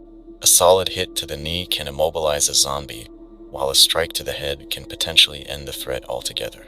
If you're using bladed weapons like machetes or axes, remember that cutting attacks are less effective against zombies than you might expect. Their lack of pain response means that even severe cuts may not slow them down immediately. Instead, focus on chopping motions aimed at the neck or skull. These attacks have a better chance of causing immediate incapacitation. Now, let's talk about improvised weapons. In a world where traditional weapons may be scarce, the ability to turn everyday objects into effective tools for self-defense is crucial. One simple yet effective improvised weapon is the spear. A sturdy stick or pole with a sharpened end can keep zombies at a safe distance while still allowing you to attack effectively. Another useful improvised weapon is the flail. This can be created by attaching a heavy object to the end of a rope or chain. The advantage of a flail is that it allows you to strike with significant force while maintaining some distance from your target. However, it requires practice to use effectively without injuring yourself. For those of you in urban environments, consider the tactical flashlight. A sturdy, bright flashlight can temporarily disorient both zombies and human threats, giving you a crucial moment to escape or counterattack. Many tactical flashlights also have reinforced edges that can be used for striking in close quarters. Moving on to ranged combat, firearms remain one of the most effective tools against both zombies and hostile survivors. However, ammunition is a finite resource in our world, so it's crucial to use guns judiciously and accurately. If you have access to firearms, regular target practice is essential. Focus on accuracy over speed. Remember, a single well-placed shot is far more valuable than a spray of bullets that mostly miss their mark. For those without access to firearms or wishing to conserve ammunition, consider learning to use a bow or crossbow. These weapons are silent and with practice can be highly effective. Arrows can also be retrieved and reused, making them a more sustainable option for long-term survival. Now, let's discuss some strategies for evading and escaping from zombie hordes. Stealth is your best friend when it comes to avoiding confrontation with large groups of the infected. Learn to move quietly, staying low and using available cover. Soft-soled shoes can help reduce noise, and loose, dark-colored clothing can make you less visible and provide some protection against grabs and scratches. When moving through potentially infected areas, use the stop, look, listen technique. Pause frequently to survey your surroundings, looking for movement and listening for the telltale groans of nearby zombies. Remember, zombies are attracted to sound and movement, so if you spot a group of infected, freeze in place and wait for them to pass if possible. If you find yourself being pursued by a horde, don't try to outrun them in a straight line. While zombies are relentless, they're not particularly agile. Use obstacles to your advantage, make sharp turns around corners, climb over barriers, or squeeze through narrow gaps that will slow down your pursuers. Water can be an effective barrier against zombies. While some infected can walk underwater, they do so slowly and without coordination. If you're a strong swimmer, entering a body of water can give you a significant advantage. Just be sure you have a clear exit strategy. Water is not a long-term solution, especially in colder climates. Now, let's address the unfortunate reality of dealing with hostile human survivors. While many of us strive to maintain our humanity and work together, the harsh realities of our world have turned some survivors into dangerous predators. When dealing with human threats, your first priority should always be de-escalation and escape if possible. If confronted by hostile survivors, maintain distance and keep your hands visible to show you're not an immediate threat. Speak calmly and clearly, and be prepared to relinquish non-essential supplies if it means avoiding violence. Remember, your life is worth more than any material possessions. However, if violence is unavoidable, you need to be prepared to defend yourself. Unlike zombies, human opponents can be reasoned with, feel pain, and will likely retreat if they believe they're outmatched. Use this to your advantage. A confident, prepared demeanor can often deter attackers looking for easy targets. If you find yourself in a physical confrontation with another survivor, remember that the goal is to end the fight as quickly as possible. Unlike zombie combat, debilitating pain can quickly end a fight with a human opponent. Target vulnerable areas like the eyes, throat, or groin. Use whatever improvised weapons you have available. Keys, pens, or rocks can all become effective weapons in a pinch. One effective technique for dealing with armed attackers is the fence position. Keep your hands up in front of you, palms out, as if you're surrendering. This position allows you to quickly deflect an incoming attack while simultaneously moving into range for a counterattack. Remember, in any confrontation with other survivors, your goal should be to end the threat and escape, not to prolong the fight. The noise of a prolonged struggle could attract zombies, turning a bad situation into a potentially lethal one. Now, let's discuss some strategies for securing and defending long-term settlements. The key to a well-defended settlement is layered security. Your defenses should slow down and wear out potential threats long before they reach the heart of your community. Start with the outermost layer, early warning systems. This could be as simple as strategically placed tin can alarms or as complex as motion sensors if you have the technology available. The goal is to alert you to potential threats while they're still at a distance. The next layer should be obstacles designed to slow down or channel the movement of threats. For zombies, this could include trenches, spike pits, or barricades. Against human threats, consider things like tangled barbed wire or dense, thorny vegetation. The goal is to create choke points where you can more effectively deal with threats.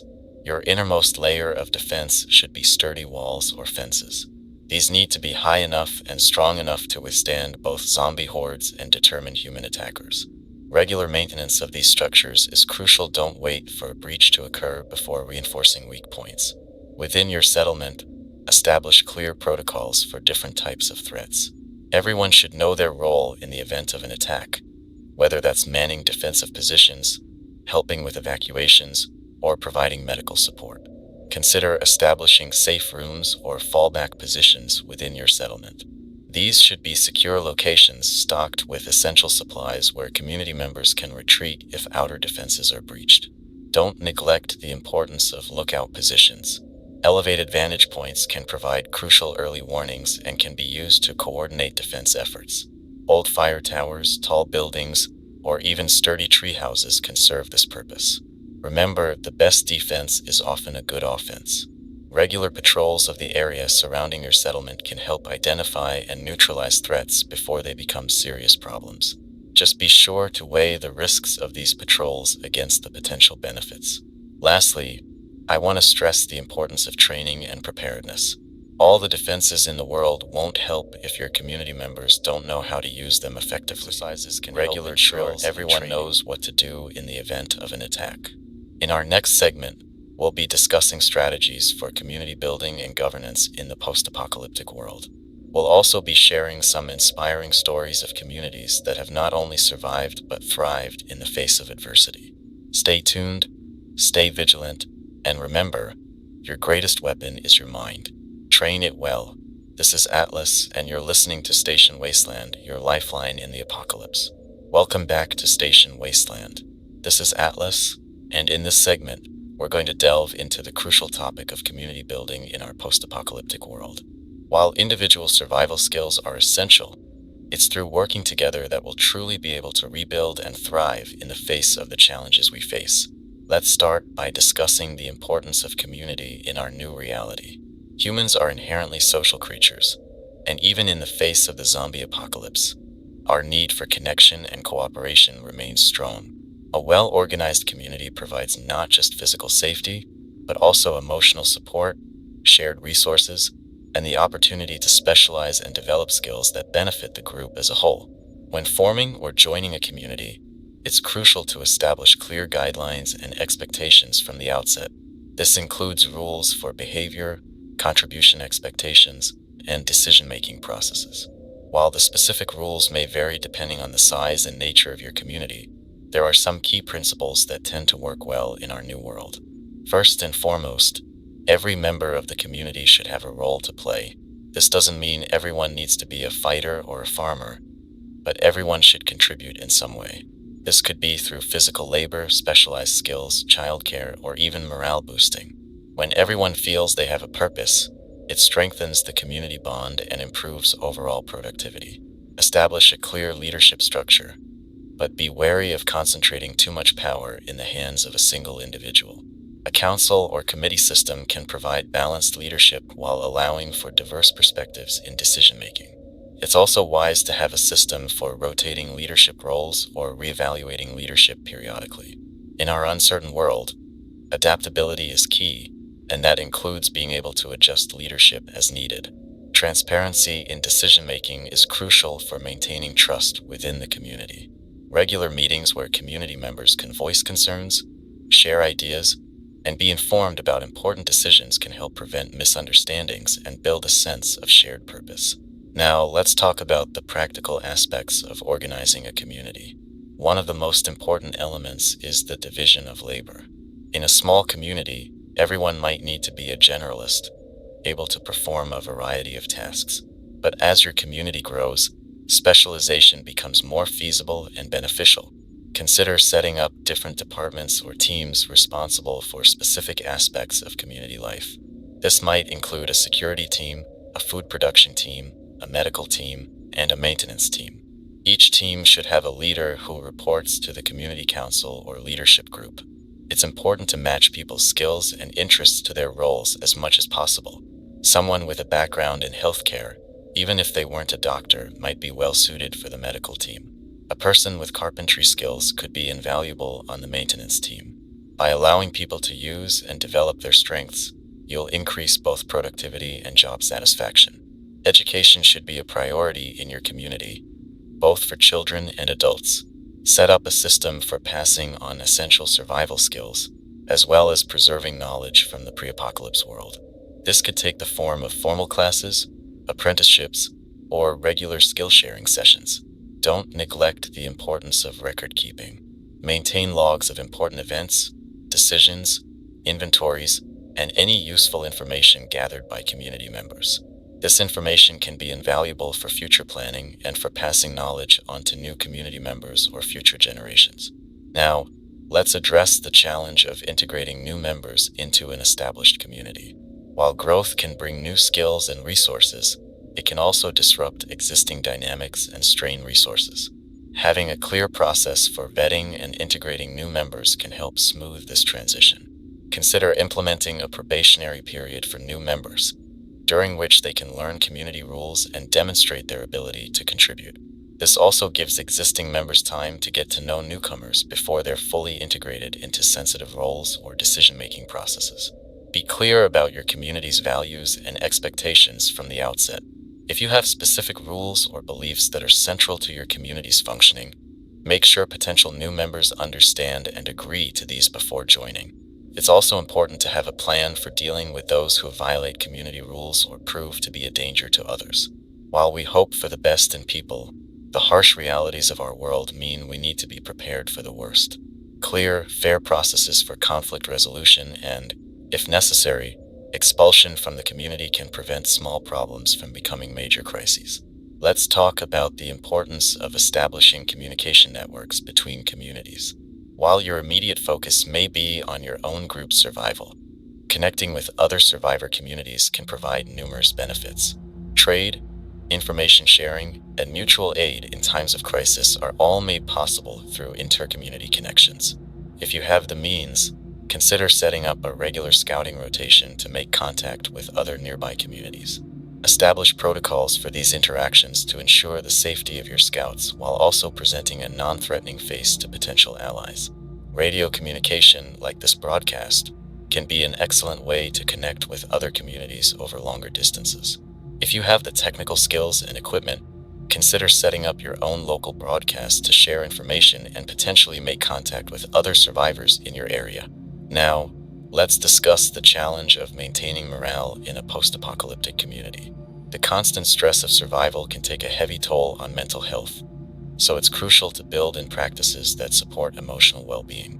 Regular community gatherings that aren't focused on survival tasks can help build social bonds and provide a much-needed break from the daily grind. This could be shared meals, game nights, or even simple storytelling sessions. If you have community members with artistic skills, encourage them to share their talents. Music, art, and performance can all play a crucial role in maintaining morale and preserving culture. Establish rituals or traditions unique to your community. These could be tied to seasons, significant events, or simply regular intervals. Having these shared experiences can create a sense of continuity and shared identity, which is especially important in our chaotic world. Remember to celebrate victories, no matter how small. Successfully defending against a zombie attack, a good harvest, or even just making it through a particularly harsh winter, all these are achievements worth recognizing. Celebrations not only boost morale, but also reinforce the idea that survival is possible and progress is being made. It's also important to have systems in place for supporting community members who are struggling emotionally. This could involve designated counselors, support groups, or simply a culture that encourages open communication about mental health challenges. Now, let's address the topic of justice and conflict resolution in post-apocalyptic communities. Without the structures of pre-apocalypse society, it falls to each community to establish its own systems for maintaining order and resolving disputes. Transparency and consistency are key in any justice system. Clearly communicate your community's rules and the consequences for breaking them. When conflicts or rule violations occur, have an established process for fairly investigating and addressing the issue. Consider implementing a jury system for more serious cases, where a group of community members are tasked with hearing evidence and making decisions. This can help prevent the perception of arbitrary justice and involve the community in the process of maintaining order. Remember that the goal of any justice system should be to maintain community harmony and safety, not to punish. When possible, focus on restorative justice practices that aim to repair harm and reintegrate offenders into the community rather than simply punishing them. For minor disputes between community members, consider establishing a mediation system. Train certain community members in conflict resolution techniques and encourage people to seek mediation before conflicts escalate. It's also crucial to have plans in place for dealing with external threats, both from the infected and from potentially hostile human groups. Clear protocols for threat assessment, response, and community defense can help prevent panic crisis situations. Let's talk about the importance of long-term planning in community building. While day-to-day survival is obviously crucial, communities that thrive are those that can look beyond immediate needs to plan for the future. Establish committees or task forces dedicated to long-term projects. This could include things like expanding food production capabilities, improving defenses, or even planning for population growth. Having dedicated groups working on these issues ensures that long-term needs aren't neglected in the face of daily challenges. Consider implementing a system for community members to propose and vote on long-term projects. This not only helps generate innovative ideas, but also gives community members a sense of ownership and involvement in the community's future. Don't neglect the importance of education and skills training in your long-term planning. The knowledge and skills we'll need to rebuild society are vast, and it will take time to relearn or rediscover much of what was lost. Prioritize the preservation and transmission of knowledge, both practical survival skills and broader fields of study.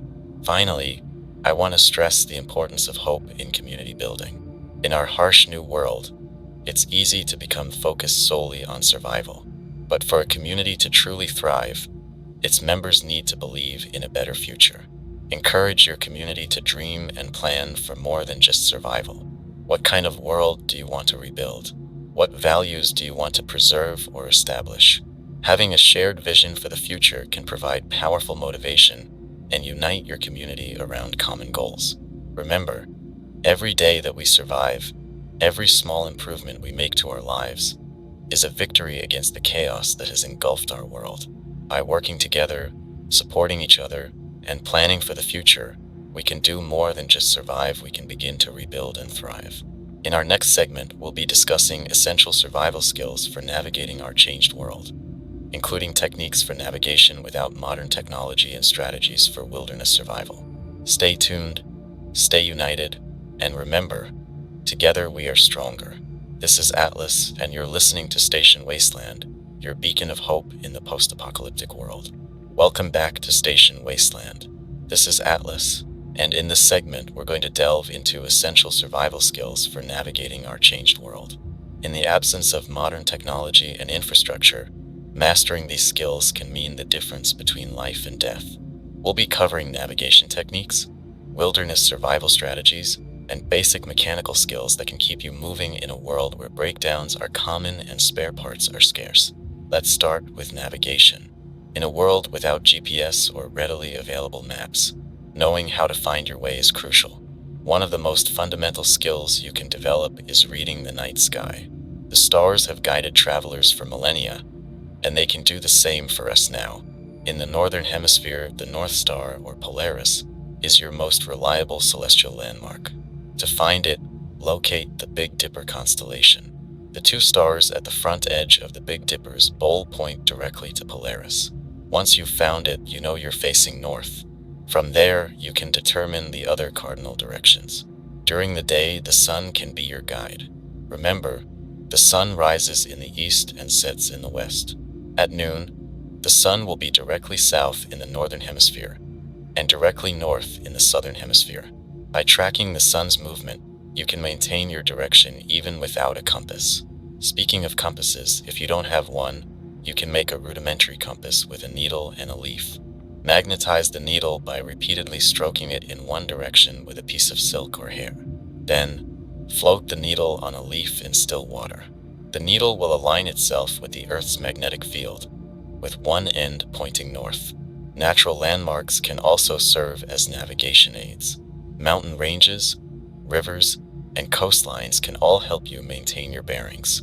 Just be sure to account for the fact that these features aren't always straight lines, they can curve and change direction. When traveling in urban or suburban environments, tall structures like radio towers or skyscrapers can serve as reference points. Just be aware that in our post-apocalyptic world, these structures may not be as permanent as they once were. Now, let's move on to wilderness survival techniques. Whether you're traveling between settlements or forced to flee into the wild to escape a zombie horde, these skills can keep you alive in challenging conditions. First and foremost, remember the rule of threes. In general, you can survive 3 minutes without air, 3 hours without shelter in extreme conditions, 3 days without water, and 3 weeks without food. This rule helps you prioritize your survival needs. When it comes to shelter, the key is to protect yourself from the elements. In cold environments, focus on insulation and windproofing. A simple lean-to made of branches and leaves can provide surprisingly effective shelter. In hot environments, shade becomes crucial. Look for natural formations like rock overhangs, or create shade using tarps or large leaves. For water, knowing how to find and purify sources is essential. Look for water flowing downhill. Streams and rivers are typically safer than standing water. If you're in a dry area, watch for signs of animal activity. They often know where to find water. Remember, always purify water before drinking, even if it looks clean. Boiling is the most reliable method if you have the means. If not, chemical purification tablets or improvised filters can help make water safer to drink. When it comes to food, it's crucial to know which plants in your area are edible. However, unless you're absolutely certain, it's best to avoid eating unfamiliar plants. The energy you gain from eating them might not be worth the risk of poisoning. Instead, focus on more reliable food sources like insects, which are generally safe to eat and high in protein. If you have the means, fishing and small game trapping can provide valuable nutrition. Fire making is another crucial wilderness survival skill. In addition to providing warmth and a means to purify water and cook food, fire can serve as a signal and help keep predators, including the infected, at bay. Always carry multiple fire-starting tools if possible. Matches, lighters, and a ferrocerium rod are all good options. Learn to use natural tinder like dry grass or bark, and practice making fires in various weather conditions. Now, let's discuss some basic mechanical skills that can be invaluable in our post-apocalyptic world. With the breakdown of supply chains and the scarcity of new vehicles and parts, keeping the machines we have running has become a crucial survival skill. For those of you using vehicles, basic engine maintenance is essential. Learn to change oil, replace spark plugs, and perform basic diagnostics. Understanding how an engine works can help you troubleshoot problems and potentially make repairs even without specialized tools. Tire maintenance and repair is another crucial skill. Learn to patch tires and, if possible, carry a manual tire changing kit. In a pinch, you can even create a temporary run-flat tire by stuffing a damaged tire with grass or leaves. For those of you using bicycles, which can be an excellent low-tech transportation option, learn basic repairs like fixing a chain, adjusting brakes, and patching tires. A well-maintained bicycle can be a reliable and quiet mode of transportation, ideal for both urban and rural environments. Don't underestimate the value of simple machines. Knowing how to use and maintain tools like hand-powered drills, manual water pumps, or wind-up radios can make a huge difference in your quality of life. These technologies may seem outdated, but they're reliable and don't depend on electrical power. If you're part of a community with more advanced technology like solar panels or wind turbines, make sure multiple people understand how to maintain and repair these systems. The loss of a single expert shouldn't cripple your community's infrastructure. Now, let's talk about hunting and trapping for food. In a world where supermarkets are a distant memory, these skills can be the difference between feast and famine. However, remember that hunting can be risky in our new reality. The noise of firearms can attract the infected, and time spent in the wilderness increases your exposure to various threats. If you do hunt, prioritize smaller game when possible.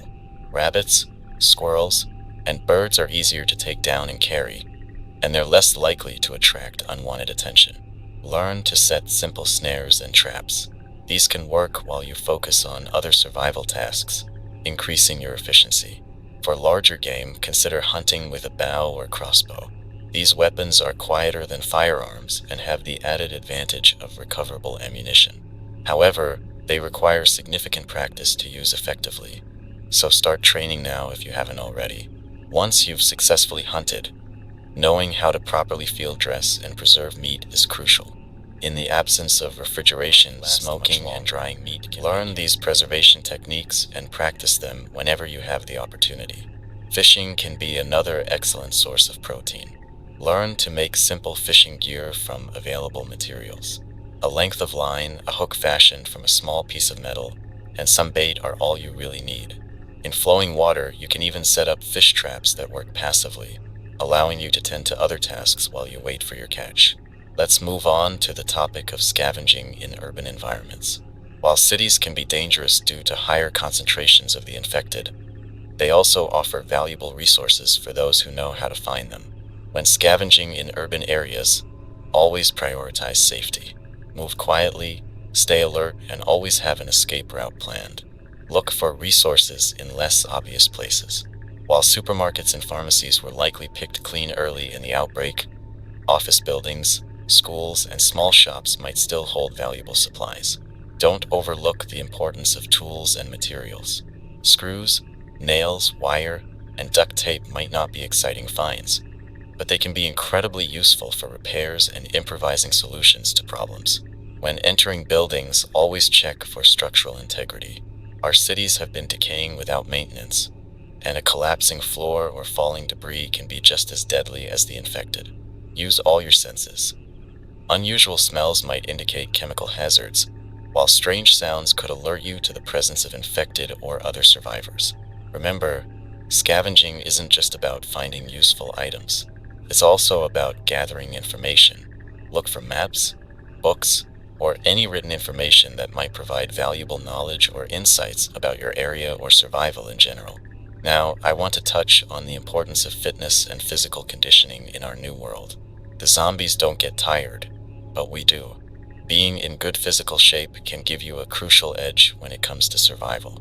Regular exercise isn't just about being able to outrun the infected, it also improves your overall health, reduces the risk of injury, and can help combat the mental stress of our situation. You don't need a gym to stay fit. Body weight exercises like push-ups, squats, and burpees can help maintain strength. For cardio, running or fast walking can be incorporated into your regular routines, like scavenging or perimeter checks. Just be sure to stay alert to your surroundings when exercising outdoors. Flexibility is also crucial. Regular stretching can help prevent injuries and improve your overall mobility. This can be particularly important when navigating obstacles or in close-quarter situations with the infected. Lastly, I want to emphasize the importance of rest and recovery. In our constant struggle for survival, it's easy to push ourselves too hard. But exhaustion can dull your reflexes and cloud your judgment, potentially leading to fatal mistakes. Make sure you're getting adequate sleep whenever possible, and listen to your body. Sometimes, taking a short rest can help you perform better in the long run. Remember, all of these skills take practice to master. Whenever you have downtime, use it to hone these abilities. The more ingrained these skills become, the more automatically you'll be able to apply them in high-stress situations. In our next segment, we'll be discussing strategies for long-term planning and rebuilding in our post-apocalyptic world. We'll explore how communities can start thinking beyond day-to-day survival and begin laying the groundwork for a new society. Stay tuned, stay skilled, and remember, knowledge is power in our new world. This is Atlas, and you're listening to Station Wasteland, your guide to thriving in the face of the apocalypse. Welcome back to Station Wasteland. This is Atlas, and in this segment, we're going to delve into the crucial topic of threat assessment in our post-apocalyptic world. Understanding the various dangers we face and how to evaluate them is key to long-term survival. We'll be discussing different types of threats, from the ever-present danger of the infected to environmental hazards and human adversaries. Let's start with our most obvious and constant threat, the infected. By now, we're all familiar with the basic behavior of zombies: their relentless pursuit of living flesh, their lack of higher cognitive functions, and their inability to feel pain or fatigue. However, it's important to remember that not all infected are created equal. Over time, we've observed variations in zombie behavior and capabilities that can significantly impact how we assess the threat they pose. One key factor in assessing zombie threats is their state of decomposition. Freshly turned infected are often the most dangerous. They're faster, stronger, and their sensory capabilities are still relatively intact. As time goes on and decomposition sets in, zombies generally become slower and less coordinated. However, don't make the mistake of assuming an old zombie is harmless. Even a severely decomposed infected can still be lethal if it manages to bite or scratch you. We've also observed what some survivors are calling variant infected. These zombies display behaviors or capabilities that differ from the norm. For example, there have been reports of infected that seem to retain some basic problem-solving skills, able to navigate simple obstacles or even use rudimentary tools. Other variants have shown increased speed or strength, while some seem to have heightened sensory capabilities. When assessing a zombie threat, consider the number of infected, their physical condition, and any unusual behaviors they might be displaying. A small group of fresh, agile zombies might pose a greater immediate threat than a larger horde of older, more decomposed infected. Environmental factors also play a crucial role in zombie threat assessment. Temperature, in particular, seems to affect zombie behavior. In extreme cold, we've observed infected becoming sluggish and less responsive, though not completely incapacitated. Conversely, in very hot conditions, zombies seem to decompose more rapidly, but they may also become more aggressive in their pursuit of living prey. Terrain is another important factor. Zombies struggle with complex terrain like dense forests, steep inclines, or areas with many obstacles. Urban environments, with their many hiding places and potential for bottlenecks, can either work for or against you depending on the situation. Always be aware of your surroundings and how they might impact zombie movement and behavior. Now, let's move on to environmental hazards. In our new world, nature itself can often be as dangerous as the infected. Without the infrastructure and services we once took for granted, natural disasters and extreme weather events have become even more deadly. In coastal areas, hurricanes and tropical storms pose a significant threat. Not only do these storms bring destructive winds and flooding, but they can also displace large numbers of infected, potentially driving hordes into areas that were previously secure. If you're in a hurricane-prone area, have an evacuation plan ready and be prepared to implement it well in advance of an incoming storm. For those in arid regions, wildfires have become an increasingly common threat. Without organized firefighting services, these blazes can quickly grow out of control. They not only destroy resources and habitats, but can also drive both the living and the infected into new areas, causing chaos and conflict. Maintain fire breaks around your settlement if possible, and always have a bug-out plan ready in case a fire approaches. Earthquakes pose a unique challenge in our post-apocalyptic world. The immediate danger from collapsing structures is compounded by the risk of being trapped in rubble with nearby infected. Additionally, the noise and chaos of an earthquake can attract zombies from a wide area. If you're in an earthquake-prone zone, prioritize reinforcing your structures and maintain clear evacuation routes. Extreme temperatures, both hot and cold, have become more deadly in our world without reliable climate control. Heat waves can lead to dehydration and heat stroke, while extreme cold brings the risk of hypothermia and frostbite. These conditions are particularly dangerous because they can weaken you, making you more vulnerable to other threats like the infected or hostile survivors. Now, let's address one of the most unpredictable and potentially dangerous threats we face: other survivors. While many of us strive to maintain our humanity and work together, the harsh realities of our new world have turned some survivors into desperate or malicious adversaries. When assessing the threat posed by other survivors, there are several factors to consider. First, evaluate their resources. A well-equipped group with firearms and vehicles poses a very different threat than desperate scavengers armed with makeshift weapons. However, don't underestimate anyone based on their appearance. Sometimes, the most dangerous groups intentionally appear weak to lure in unsuspecting victims. Next, try to determine their intentions.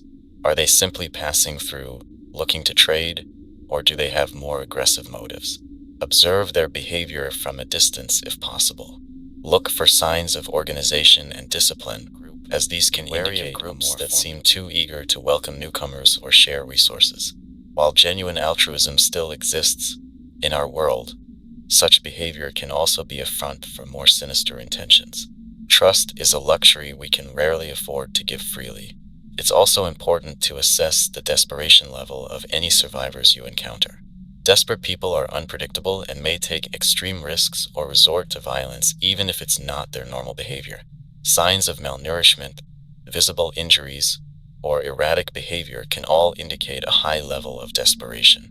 Remember, in any encounter with other survivors, information is power. Try to learn as much as you can about them while revealing as little as possible about yourself and your group. If you're part of a community, have protocols in place for engaging with outsiders. Designate specific members to handle interactions, and have clear guidelines on what information can be shared. Now, let's discuss a threat that's often overlooked but can be just as deadly as zombies or hostile survivors: disease. In our post-apocalyptic world, without modern medical infrastructure and with limited access to medicines, illnesses that were once easily treatable can become life-threatening. Waterborne diseases have become particularly prevalent, with sewage treatment plants no longer functioning and bodies often left unburied. Many water sources have become contaminated. Always treat water before drinking, even if it looks clean. Boiling is the most reliable method, but if that's not possible, chemical treatments or improvised filters can help reduce the risk. Vector-borne diseases, spread by insects and other animals, are another growing concern. As pest control measures have broken down, populations of disease-carrying insects have exploded in many areas. Protect yourself by wearing long sleeves and pants when possible, using insect repellents, natural or scavenged, and sleeping under mosquito nets in affected areas. The breakdown of vaccination programs means that diseases we once thought were under control are making a comeback. Measles, whooping cough, and even polio have been reported in some areas. If you come across any vaccine stores in your scavenging, treat them as valuable finds. Proper storage and administration of vaccines could save many lives. Mental health issues, while not contagious, pose their own kind of threat to survival. The constant stress, trauma, and loss we've all experienced can lead to depression, anxiety, and post-traumatic stress disorder. These conditions can impair judgment, reduce reaction times, and in severe cases, lead to suicidal behavior. It's crucial to monitor your own mental health and that of your group members. Establish support systems and encourage open communication about emotional struggles. Now, let's talk about assessing and mitigating the threats posed by our own behaviors and decisions. Sometimes the greatest danger we face comes from within. Complacency is a silent killer in our world.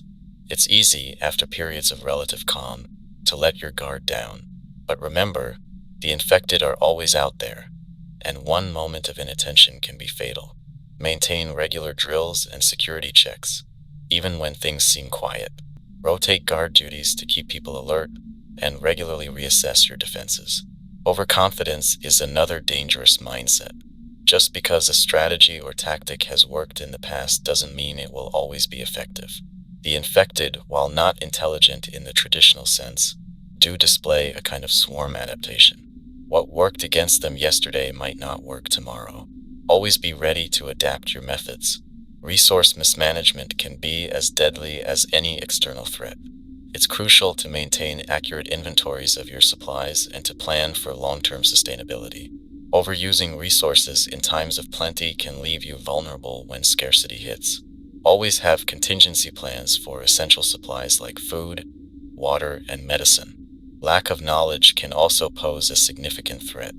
In our new world, skills that were once considered niche or outdated have become essential for survival. Prioritize learning and skill sharing within your community. The more each member knows about survival skills, first aid, food production, and security, the more resilient your group will be.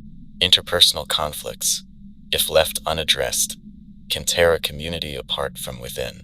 Establish clear conflict resolution procedures and address disagreements promptly and fairly. Remember, in our world, unity is strength. A divided group is vulnerable to all the external threats we face. Lastly, don't underestimate the threat posed by unchecked expansion. While growth can bring new skills and resources to a community, it can also strain existing resources and complicate security. Any expansion should be carefully planned and managed to ensure it strengthens rather than weakens your group. As we conclude this segment on threat assessment, remember that situational awareness is your most valuable tool.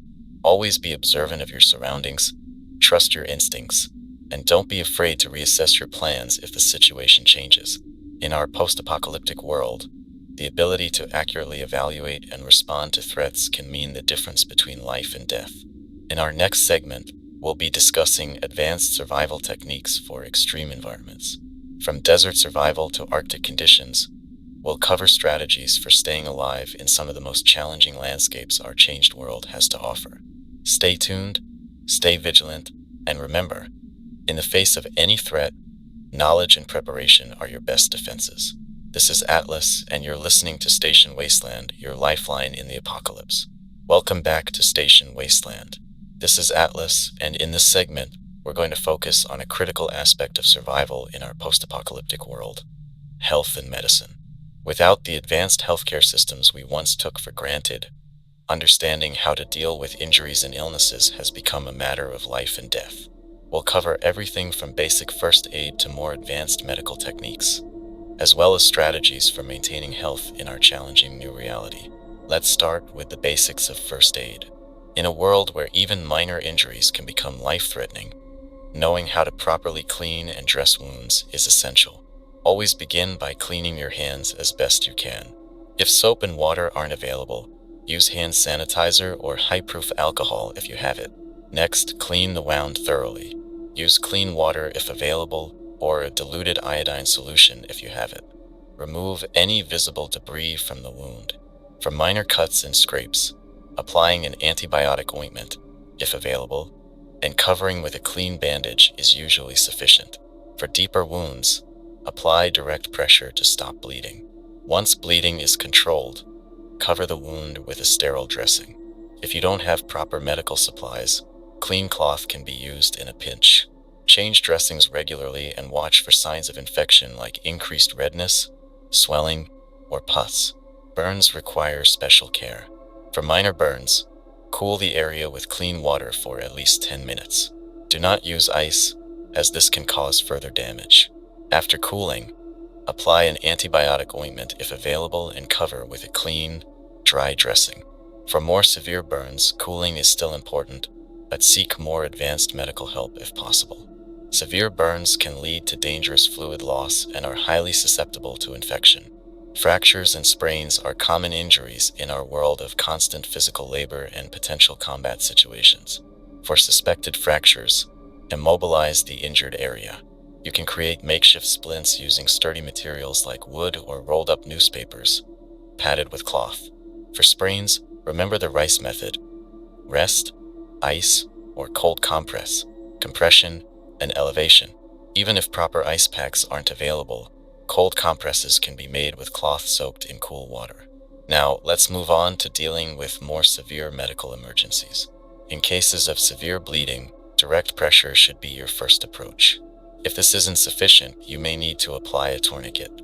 However, be aware that tourniquets are a last resort and can lead to tissue damage if left on too long. Only use them for life-threatening limb bleeding that can't be controlled by other means.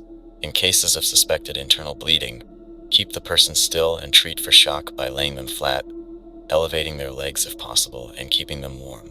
Internal bleeding is a severe condition that requires advanced medical care, but in our world, that may not be available. Monitor the person closely and be prepared for their condition to worsen.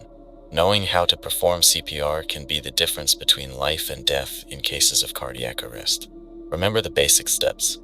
Check for responsiveness, call for help if others are around, begin chest compressions at a rate of about 100 to 120 per minute, and give rescue breaths if you're trained and willing to do so. Even if you can only perform chest compressions, it's better than doing nothing. Let's talk about dealing with common illnesses in a world without easy access to modern medicines. Diarrheal diseases have become a major killer in our post-apocalyptic reality. The key to preventing dehydration. Oral rehydration solutions can be lifesavers. You can make a basic version by mixing 6 level teaspoons of sugar and half a level teaspoon of salt into 1 liter of clean water. Have the sick person sip this solution frequently. Respiratory infections are another common concern. While we can't produce antibiotics, there are ways to support recovery. Ensure the person gets plenty of rest and stays hydrated. Steam inhalation can help relieve congestion. You can make a steam tent by draping a blanket over the person's head as they lean over a bowl of hot water. Adding a few drops of eucalyptus oil, if available, can enhance the decongestant effect. Fever is the body's natural response to infection, but high fevers can be dangerous. If someone has a fever, focus on keeping them cool and hydrated. Wet cloths applied to the forehead, wrists, and ankles can help bring down body temperature. Encourage them to drink plenty of fluids.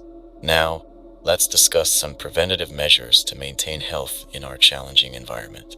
Hygiene is your first line of defense against disease. Even without running water, it's crucial to maintain cleanliness as best you can. If soap is scarce, ash can be used as a substitute for hand washing. Always wash hands before handling food, after using the toilet, and after handling potentially contaminated materials. Dental hygiene is often overlooked but is crucial for overall health. Without modern dentistry, a tooth infection can become life-threatening. If toothbrushes and toothpaste aren't available, you can use a frayed twig as a brush and mix baking soda with water to form a cleaning paste. Saltwater rinses can help maintain gum health. Nutrition is key to maintaining a strong immune system. In our world of limited resources, it's important to understand which wild plants in your area are edible and nutritious. Leafy greens, for example, are often rich in vitamins and can supplement a diet that might be heavy in preserved foods. If possible, try to maintain a diverse diet to ensure you're getting a range of nutrients. Regular exercise is another crucial component of maintaining health. It not only keeps you physically fit for the demands of our new world, but also boosts immune function and mental health. Even in confined spaces, exercises like push-ups, squats, and stretches can help maintain fitness. Mental health is just as important as physical health. The stress and trauma of our post-apocalyptic world can take a severe toll on psychological well-being. Encourage open communication about mental health issues within your group. Simple practices like deep breathing exercises and meditation can help manage stress. If you have access to books, reading can provide a valuable mental escape. Now, let's address the challenge of dealing with chronic health conditions in a world without consistent access to medication. For those with conditions like diabetes, hypertension, or asthma, it's crucial to learn as much as possible about managing these conditions through lifestyle measures. For example, diabetics should become experts at recognizing the signs of high and low blood sugar and know how to adjust their diet accordingly. For asthmatics, learning breathing techniques and identifying triggers can help manage symptoms when inhalers aren't available. Those with hypertension should focus on stress reduction techniques and, if possible, maintain a low-salt diet. It's also worth discussing the potential of herbal medicines. While not as potent or reliable as modern pharmaceuticals, many plants have medicinal properties that can be helpful in treating various conditions.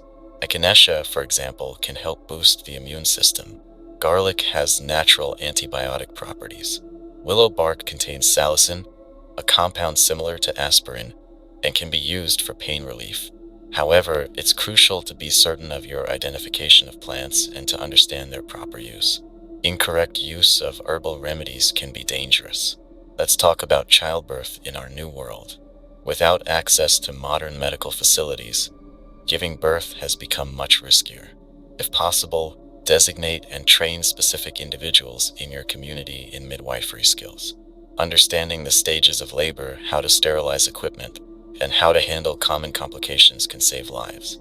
For pregnant women, prenatal care is crucial. Regular monitoring of the mother's health, proper nutrition, and reducing physical strain as much as possible can help ensure a healthier pregnancy and birth. After birth, be vigilant for signs of infection in both mother and baby. Encourage breastfeeding if possible, as it provides crucial antibodies to the newborn. In our world, even minor surgeries can be extremely risky without proper facilities and antibiotics. However, there may be times when surgical intervention is necessary to save a life. If your community doesn't have trained medical professionals, consider designating individuals to learn basic surgical techniques. Focus on essential skills like wound debridement, abscess drainage, and setting bones. Sterilization of instruments is absolutely crucial. Boiling instruments for at least 20 minutes can provide a good level of sterilization. Let's discuss the importance of quarantine procedures in preventing the spread of infectious diseases. In our close-knit survivor communities, an outbreak can quickly become devastating. Establish clear protocols for isolating sick individuals, especially those showing signs of potentially contagious illnesses. Designate specific areas for quarantine and ensure that only necessary personnel with appropriate protective gear interact with the sick. Now, I want to address the psychological aspects of dealing with illness and injury in our new world. The lack of advanced medical care can make even minor health issues seem terrifying. It's important to cultivate a mindset of resilience and problem solving. Many health issues, while uncomfortable, will resolve on their own with proper rest and basic care. Panic can often make a situation worse by elevating stress levels and potentially leading to poor decision making. At the same time, it's crucial to take health concerns seriously and act quickly when needed. In our world, small problems can quickly become life-threatening if not addressed promptly. Trust your instincts if something seems seriously wrong. Lastly, I want to emphasize the importance of knowledge sharing and skill development when it comes to health and medicine. If you have individuals in your community with medical training, encourage them to teach others. Set up regular workshops or training sessions on first aid, recognizing common illnesses, and basic medical procedures. The more people who have these skills, the more resilient your community will be. Remember to document medical knowledge whenever possible. Keep records of treatments that work, herbs with medicinal properties in your area, and any other health-related information that could be valuable. This knowledge could be life-saving for future generations. In our next segment, we'll be discussing advanced techniques for securing and defending settlements against both infected and human threats. We'll cover everything from fortification strategies to early warning systems. Stay tuned, stay healthy, and remember, in our world, your health is your wealth. This is Atlas, and you're listening to Station Wasteland, your source for survival in the post-apocalyptic world. Welcome back to Station Wasteland. This is Atlas, and in this segment, we're going to explore the emerging social structures in survivor communities across our post-apocalyptic landscape. As we move beyond mere survival and start rebuilding some semblance of society, it's fascinating to see how different groups are organizing themselves and addressing the challenges of governance in our new world. Let's start by discussing the various leadership models we're seeing in survivor communities. One common approach is the council system, where a group of elected or appointed individuals share decision-making responsibilities. This model has the advantage of bringing diverse perspectives to the table and preventing the concentration of power in a single individual's hands. In a world where every decision can have life or death consequences, having multiple viewpoints can be crucial. For example, I've heard reports of a thriving community in what used to be upstate New York that operates under a rotating council system. Every few months, new members are cycled onto the council while others step down. This ensures that fresh ideas are constantly being introduced while also preventing any one person or group from becoming entrenched in power. On the other hand, some communities have found success with more hierarchical structures. In situations where quick decision-making is crucial, having a clear chain of command can be advantageous. A settlement in the Rocky Mountains, known for its effective defense against both infected and hostile survivors, operates under what they call a merit-based hierarchy. Leadership positions are earned through demonstrated skill and contribution to the community, with regular opportunities for others to challenge for these roles. It's important to note that there's no one-size-fits-all approach to governance in our new world. What works for a small or a larger settlement with more complex needs. The key seems to be flexibility and a willingness to adapt as circumstances change. Now, let's talk about how communities are handling the critical issue of justice and conflict resolution. Without the legal systems and law enforcement structures of the old world, survivors have had to get creative in maintaining order and dealing with disputes. Some settlements have revived ancient practices like trial by jury of peers. In a community based in the ruins of Seattle, any accused individual has the right to have their case heard by a randomly selected group of fellow survivors. This system helps ensure that decisions are seen as fair and representative of the community's values. Other groups have implemented mediation systems to resolve conflicts before they escalate. In a large settlement in the Midwest, trained mediators work to find mutually acceptable solutions to disputes, reserving more formal judgments for serious offenses. This approach not only helps maintain harmony but also conserves resources that might otherwise be spent on enforcing punishments. The concept of restorative justice has gained traction in many communities. Rather than focusing solely on punishment, this approach emphasizes repairing the harm caused by an offense and reintegrating offenders into the community. For instance, a settlement in New Mexico requires those who've committed offenses to perform additional duties for the community or work directly to make amends to those they've wronged. Of course, in our harsh new reality, there are still situations that call for more severe consequences. Exile is often used as a last resort for those who repeatedly violate community rules or commit serious offenses. However, many settlements have recognized the potential dangers of this practice both to the exiled individual and to other communities. Some have established networks with other settlements to share information about exiled individuals, creating a kind of post-apocalyptic criminal database. Let's move on to discussing how communities are handling the distribution of resources. In a world of scarcity, ensuring fair allocation of food, water, and other essentials is crucial for maintaining social cohesion. Many settlements have implemented rationing systems, where each individual or family unit receives a set allocation of resources based on need and availability. In a community based in the Texas Hill Country, for example, every member receives a basic ration, with additional allocations for those performing high-energy tasks or with special nutritional needs, like pregnant women or the elderly. Other groups have experimented with more market-based systems. In a large settlement in the Pacific Northwest, members earn credits through their work contributions, which can then be exchanged for goods and services. This system encourages productivity while still ensuring that essential needs are met for all community members. Bartering has become a common practice both within and between communities. Skills and labor are often as valuable as physical goods in these exchanges. A skilled mechanic might trade their services for extra food rations, while a community with a surplus of medicinal herbs might exchange them for ammunition with a neighboring settlement. The concept of communal ownership has also reemerged in many survivor groups. Recognizing that survival depends on cooperation, these communities hold essential resources and tools in common, with systems in place for equitable use and maintenance. This approach can help prevent the hoarding of crucial supplies and ensure that resources are used for the benefit of the entire community. Now, let's discuss how survivor communities are approaching education and the preservation of knowledge. With the collapse of formal education systems, the responsibility for teaching the next generation and maintaining crucial skills has fallen to the communities themselves. Many settlements have established informal schools, often led by former teachers or others with specialized knowledge.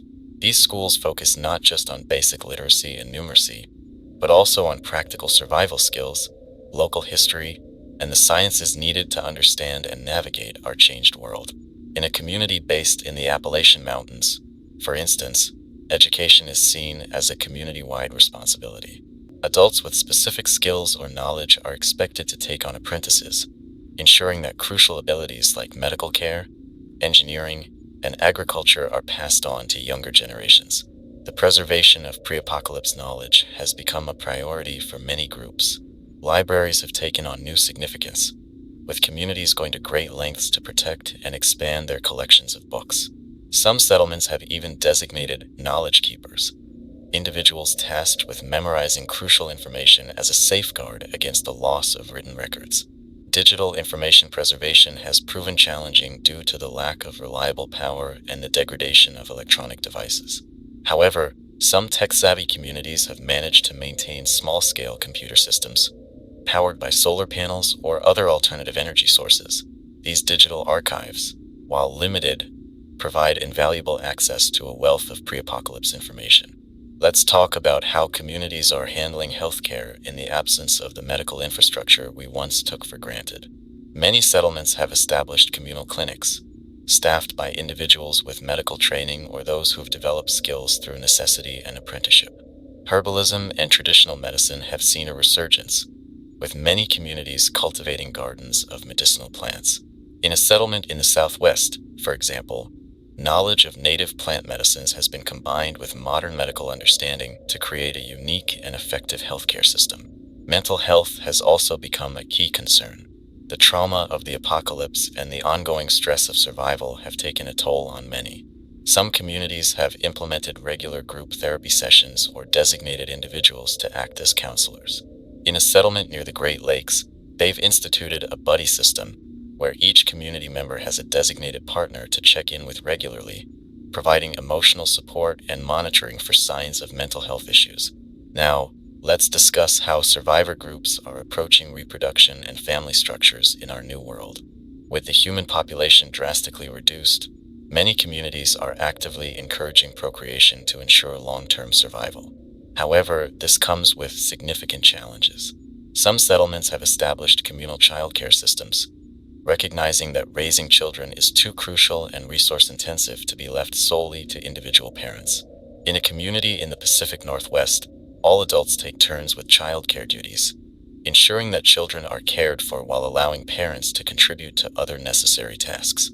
The concept of family has also evolved in many survivor groups. With so many having lost blood relatives, chosen families have become common.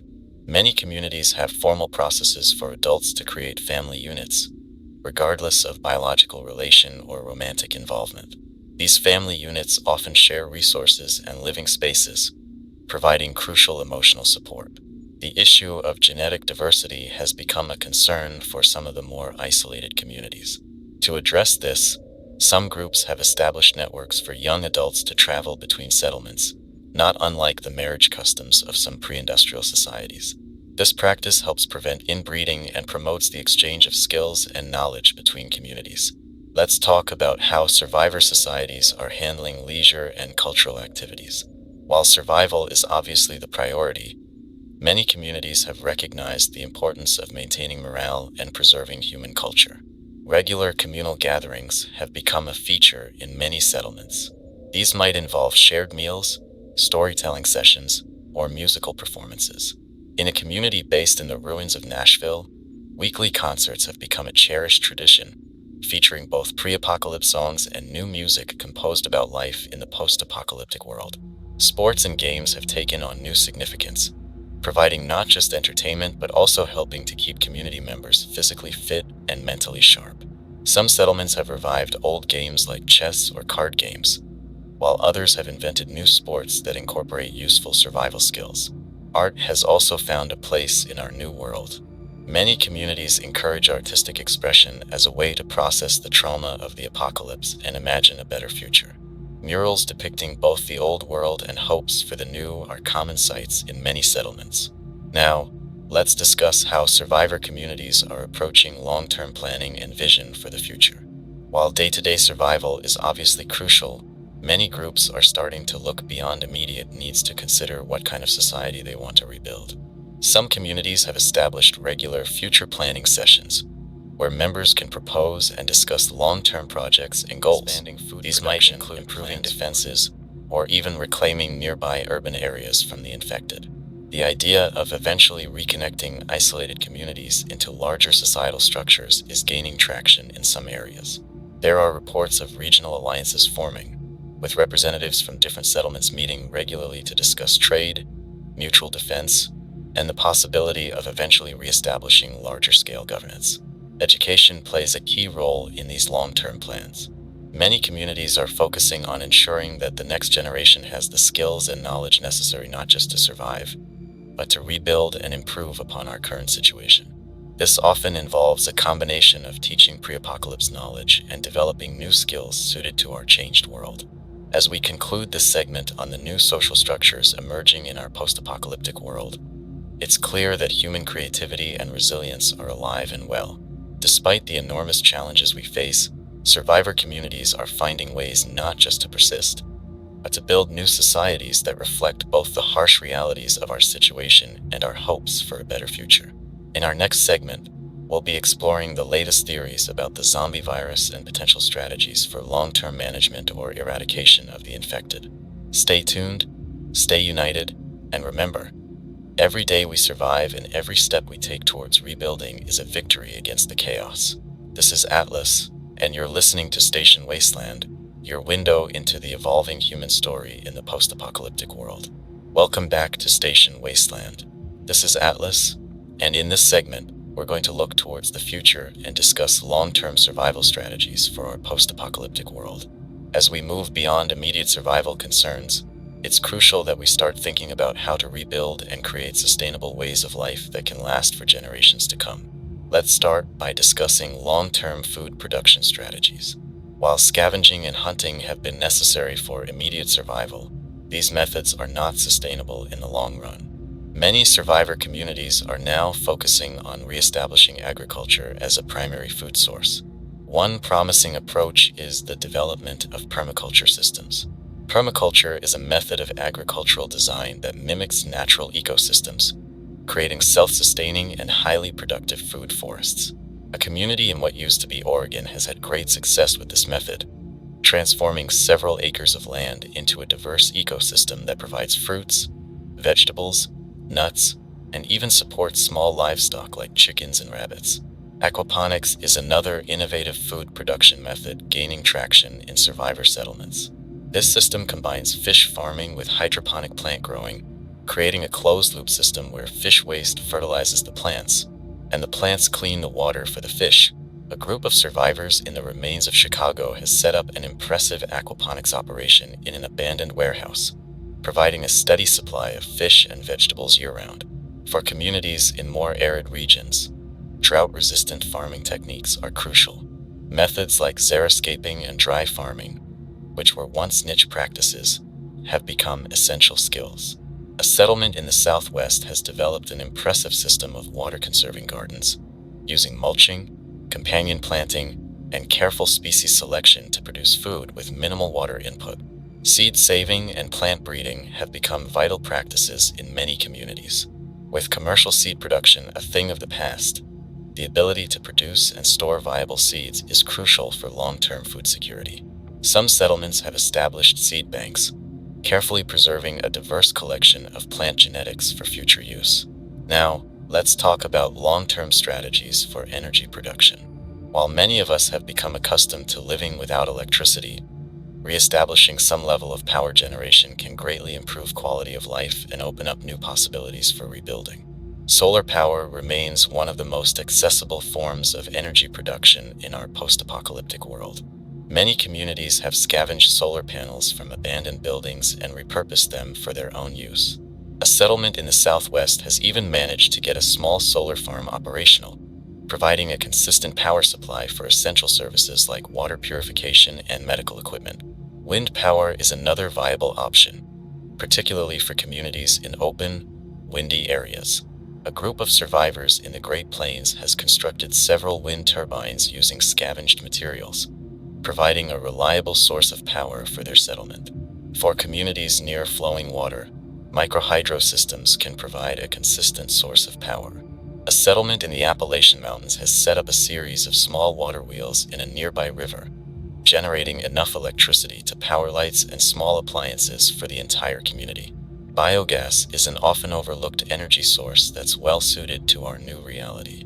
By fermenting organic waste in anaerobic conditions, it's possible to produce methane gas that can be used for cooking and heating. A community in the Midwest has implemented a large-scale biogas system, turning food scraps and animal waste into a valuable energy resource.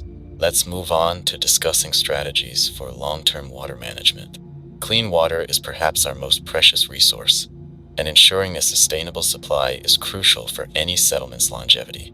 Rainwater harvesting has become a common practice in many survivor communities. By setting up collection systems on roofs and other surfaces, it's possible to capture and store significant amounts of water. A settlement in the Pacific Northwest has developed an impressive rainwater collection system, that provides the majority of their water needs, even during dry seasons. For communities in drier climates, atmospheric water generators have proven to be a game-changing technology. These devices extract water from the air, even in low humidity environments.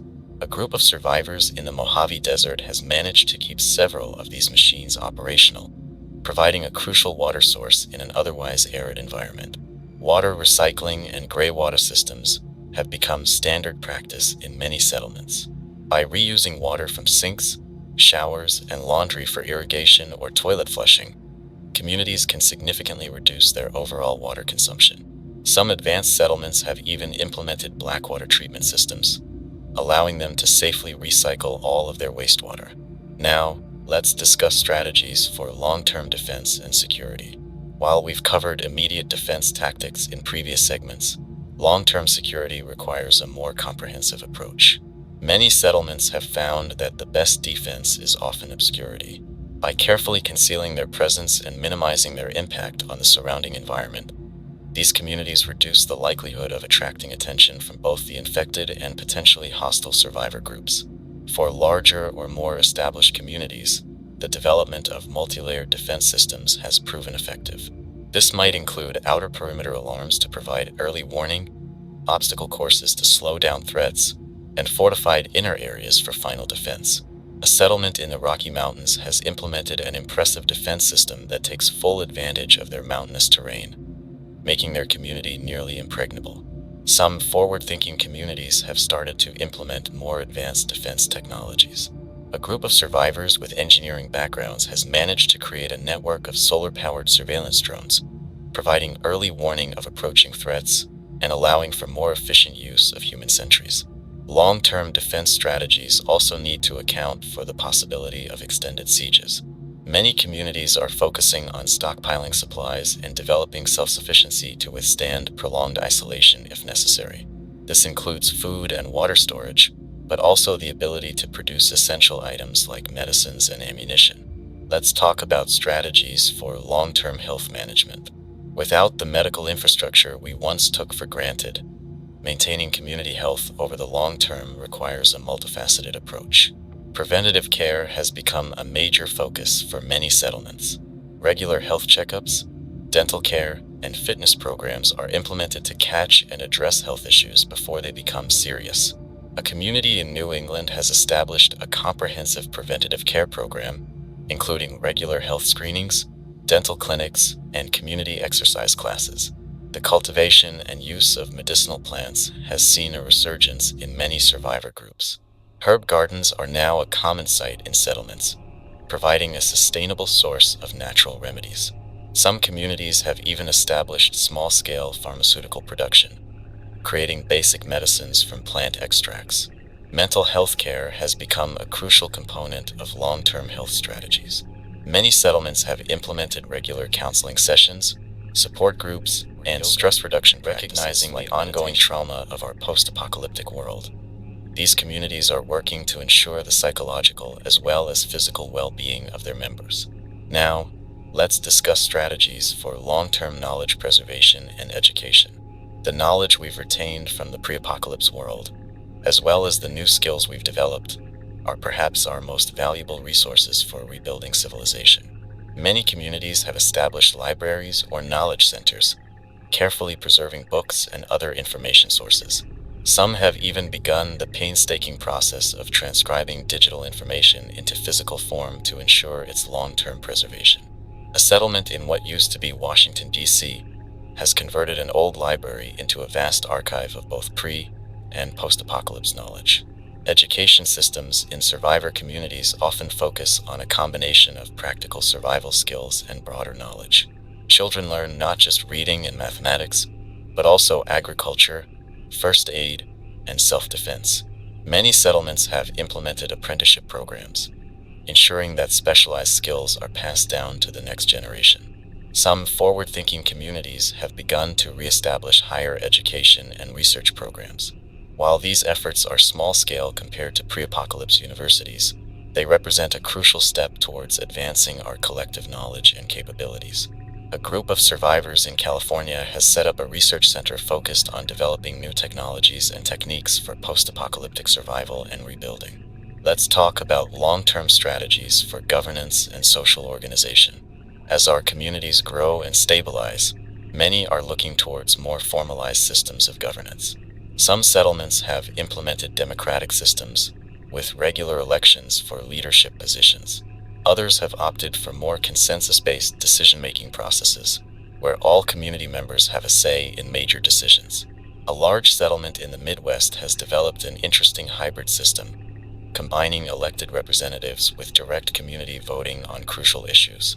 Many communities are also establishing more formal legal systems, moving beyond ad hoc conflict resolution to create consistent rules and enforcement mechanisms. Some have even begun to draft constitutions or charters, outlining the fundamental principles and structures of their society. Intercommunity relations and diplomacy have become increasingly important as settlements grow and come into more frequent contact with each other. Some regions have seen the emergence of trade federations or mutual defense pacts between multiple communities. There are even reports of early attempts to reestablish larger-scale governance structures, though these efforts are still in their infancy. Now, let's discuss strategies for environmental management and restoration. The collapse of industrial civilization has had complex effects on our environment, and many communities are working to understand and mitigate these impacts. Reforestation efforts have become common in many areas, with communities recognizing the multiple benefits of restoring forest ecosystems. These efforts not only help combat soil erosion and improve air quality, but can also provide sustainable sources of food and building materials. A settlement in the Pacific Northwest has implemented an impressive reforestation program, gradually reclaiming abandoned urban areas with native forest species. Many communities are also focusing on restoring local waterways, recognizing the crucial importance of healthy aquatic ecosystems for both water supply and food production. Efforts to clean up polluted rivers and lakes, often contaminated in the chaos of the initial outbreak, are ongoing in many regions. Some settlements have begun experimenting with bioremediation techniques to clean up contaminated soil and water. Using specially selected plants and microorganisms, these communities are working to break down pollutants and restore ecosystems to health. A group of survivors with backgrounds in environmental science has made significant progress in developing effective bioremediation strategies for common post-apocalyptic contaminants. Let's talk about long-term strategies for transportation and communication. While our world has become much more localized, the ability to travel and communicate over longer distances remains important for trade, information exchange, and potential large-scale rebuilding efforts. Many communities are working to restore and maintain road networks, focusing on key routes that connect settlements. Some regions have seen the reemergence of horse-drawn transportation, combining old techniques with modern knowledge to create efficient and sustainable travel methods. Water transportation has gained new importance, with many coastal and riverside communities focusing on restoring and maintaining boat fleets. These provide not only transportation but also access to crucial food resources through fishing. In terms of long-distance communication, some tech-savvy survivor groups have managed to restore limited radio networks. These provide crucial links between distant communities, allowing for the exchange of information and coordination of larger-scale efforts. As we look to the future, it's clear that the path to rebuilding our world will be long and challenging. But the ingenuity, resilience, and determination I see in survivor communities across the land give me hope. We're not just surviving, we're laying the groundwork for a new civilization, one that can learn from the mistakes of the past and build a more sustainable, equitable future. In our next segment, we'll be discussing the latest theories on the nature of the zombie virus and potential strategies for large-scale management or eradication of the infected. Stay tuned, stay hopeful, and remember, every day we survive and every step we take towards rebuilding is a victory. This is Atlas, and you're listening to Station Wasteland, your beacon of hope in the post-apocalyptic world. Welcome back to Station Wasteland. This is Atlas, and we've reached the final segment of our broadcast. As we wrap up, I want to take a moment to recap some of the key points we've covered and offer some words of encouragement for the road ahead. Throughout this broadcast, We've discussed a wide range of topics crucial for survival and rebuilding in our post-apocalyptic world. We've covered everything from basic survival skills to advanced community building strategies, from immediate threat response to long-term planning for a sustainable future. We started by addressing the fundamental skills needed for individual survival. We talked about the importance of finding and purifying water, scavenging for food and supplies, and defending yourself against both the infected and potentially hostile survivors. We discussed first aid techniques and basic medical care, crucial skills in a world without hospitals or easy access to pharmaceuticals. We then moved on to discuss more advanced survival techniques, including navigation without modern technology, wilderness survival, and urban exploration. We covered the importance of fitness and mental health, recognizing that surviving in our world requires both physical and psychological resilience. As we progressed, we delved into the challenges and strategies of community building. We discussed various models of governance that have emerged in survivor settlements, from democratic councils to merit-based hierarchies. We explored how communities are handling resource distribution, conflict resolution, and the preservation of knowledge. We talked about the importance of sustainable food production, looking at techniques like permaculture, aquaponics, and vertical farming that can provide long-term food security. We discussed strategies for energy production and water management, crucial for rebuilding some semblance of the infrastructure we once took for granted. We explored the emerging social structures in our post-apocalyptic world, from new family units to evolving educational systems. We looked at how communities are preserving culture and maintaining morale in the face of our harsh new reality. Throughout all of this, we've emphasized the importance of adaptability, resourcefulness, and cooperation. The world as we knew it may be gone, but human ingenuity and resilience remain. Every day, in settlements across the land, survivors are finding new ways to overcome challenges and build towards a better future. Now, as we look ahead, it's natural to feel overwhelmed by the enormity of the task before us. Rebuilding civilization is no small feat, especially while we continue to face the constant threat of the infected. But I want you all to remember this. Every day we survive is a victory. Every garden we plant, every structure we fortify, every child we educate is a step towards reclaiming our world. We may never return to the world we once knew, and perhaps that's for the best. Our pre-apocalypse civilization, for all its marvels, was fraught with its own problems: unsustainability, inequality, and a disconnection from the natural world.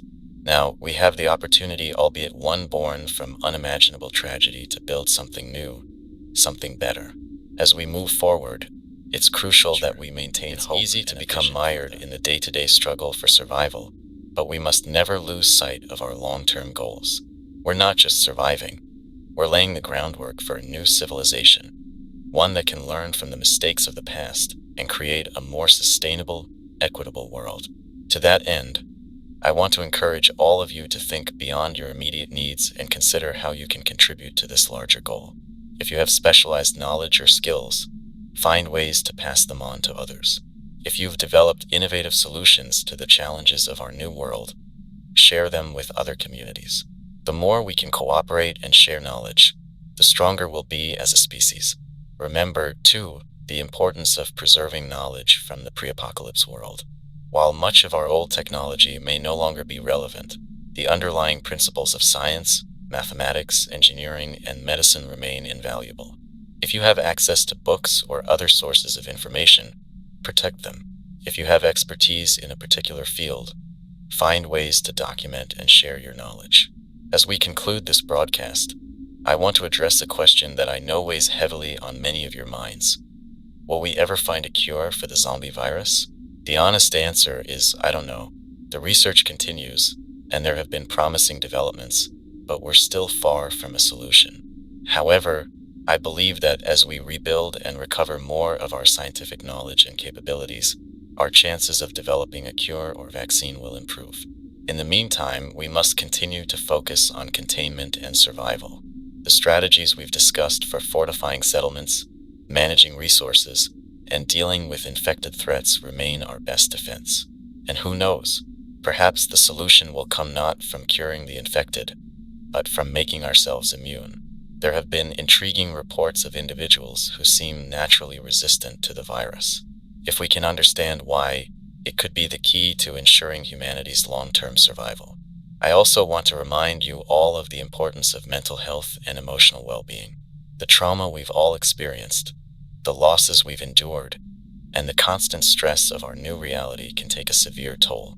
It's crucial that we find ways to support each other emotionally, to create moments of joy and connection even in the midst of our struggles.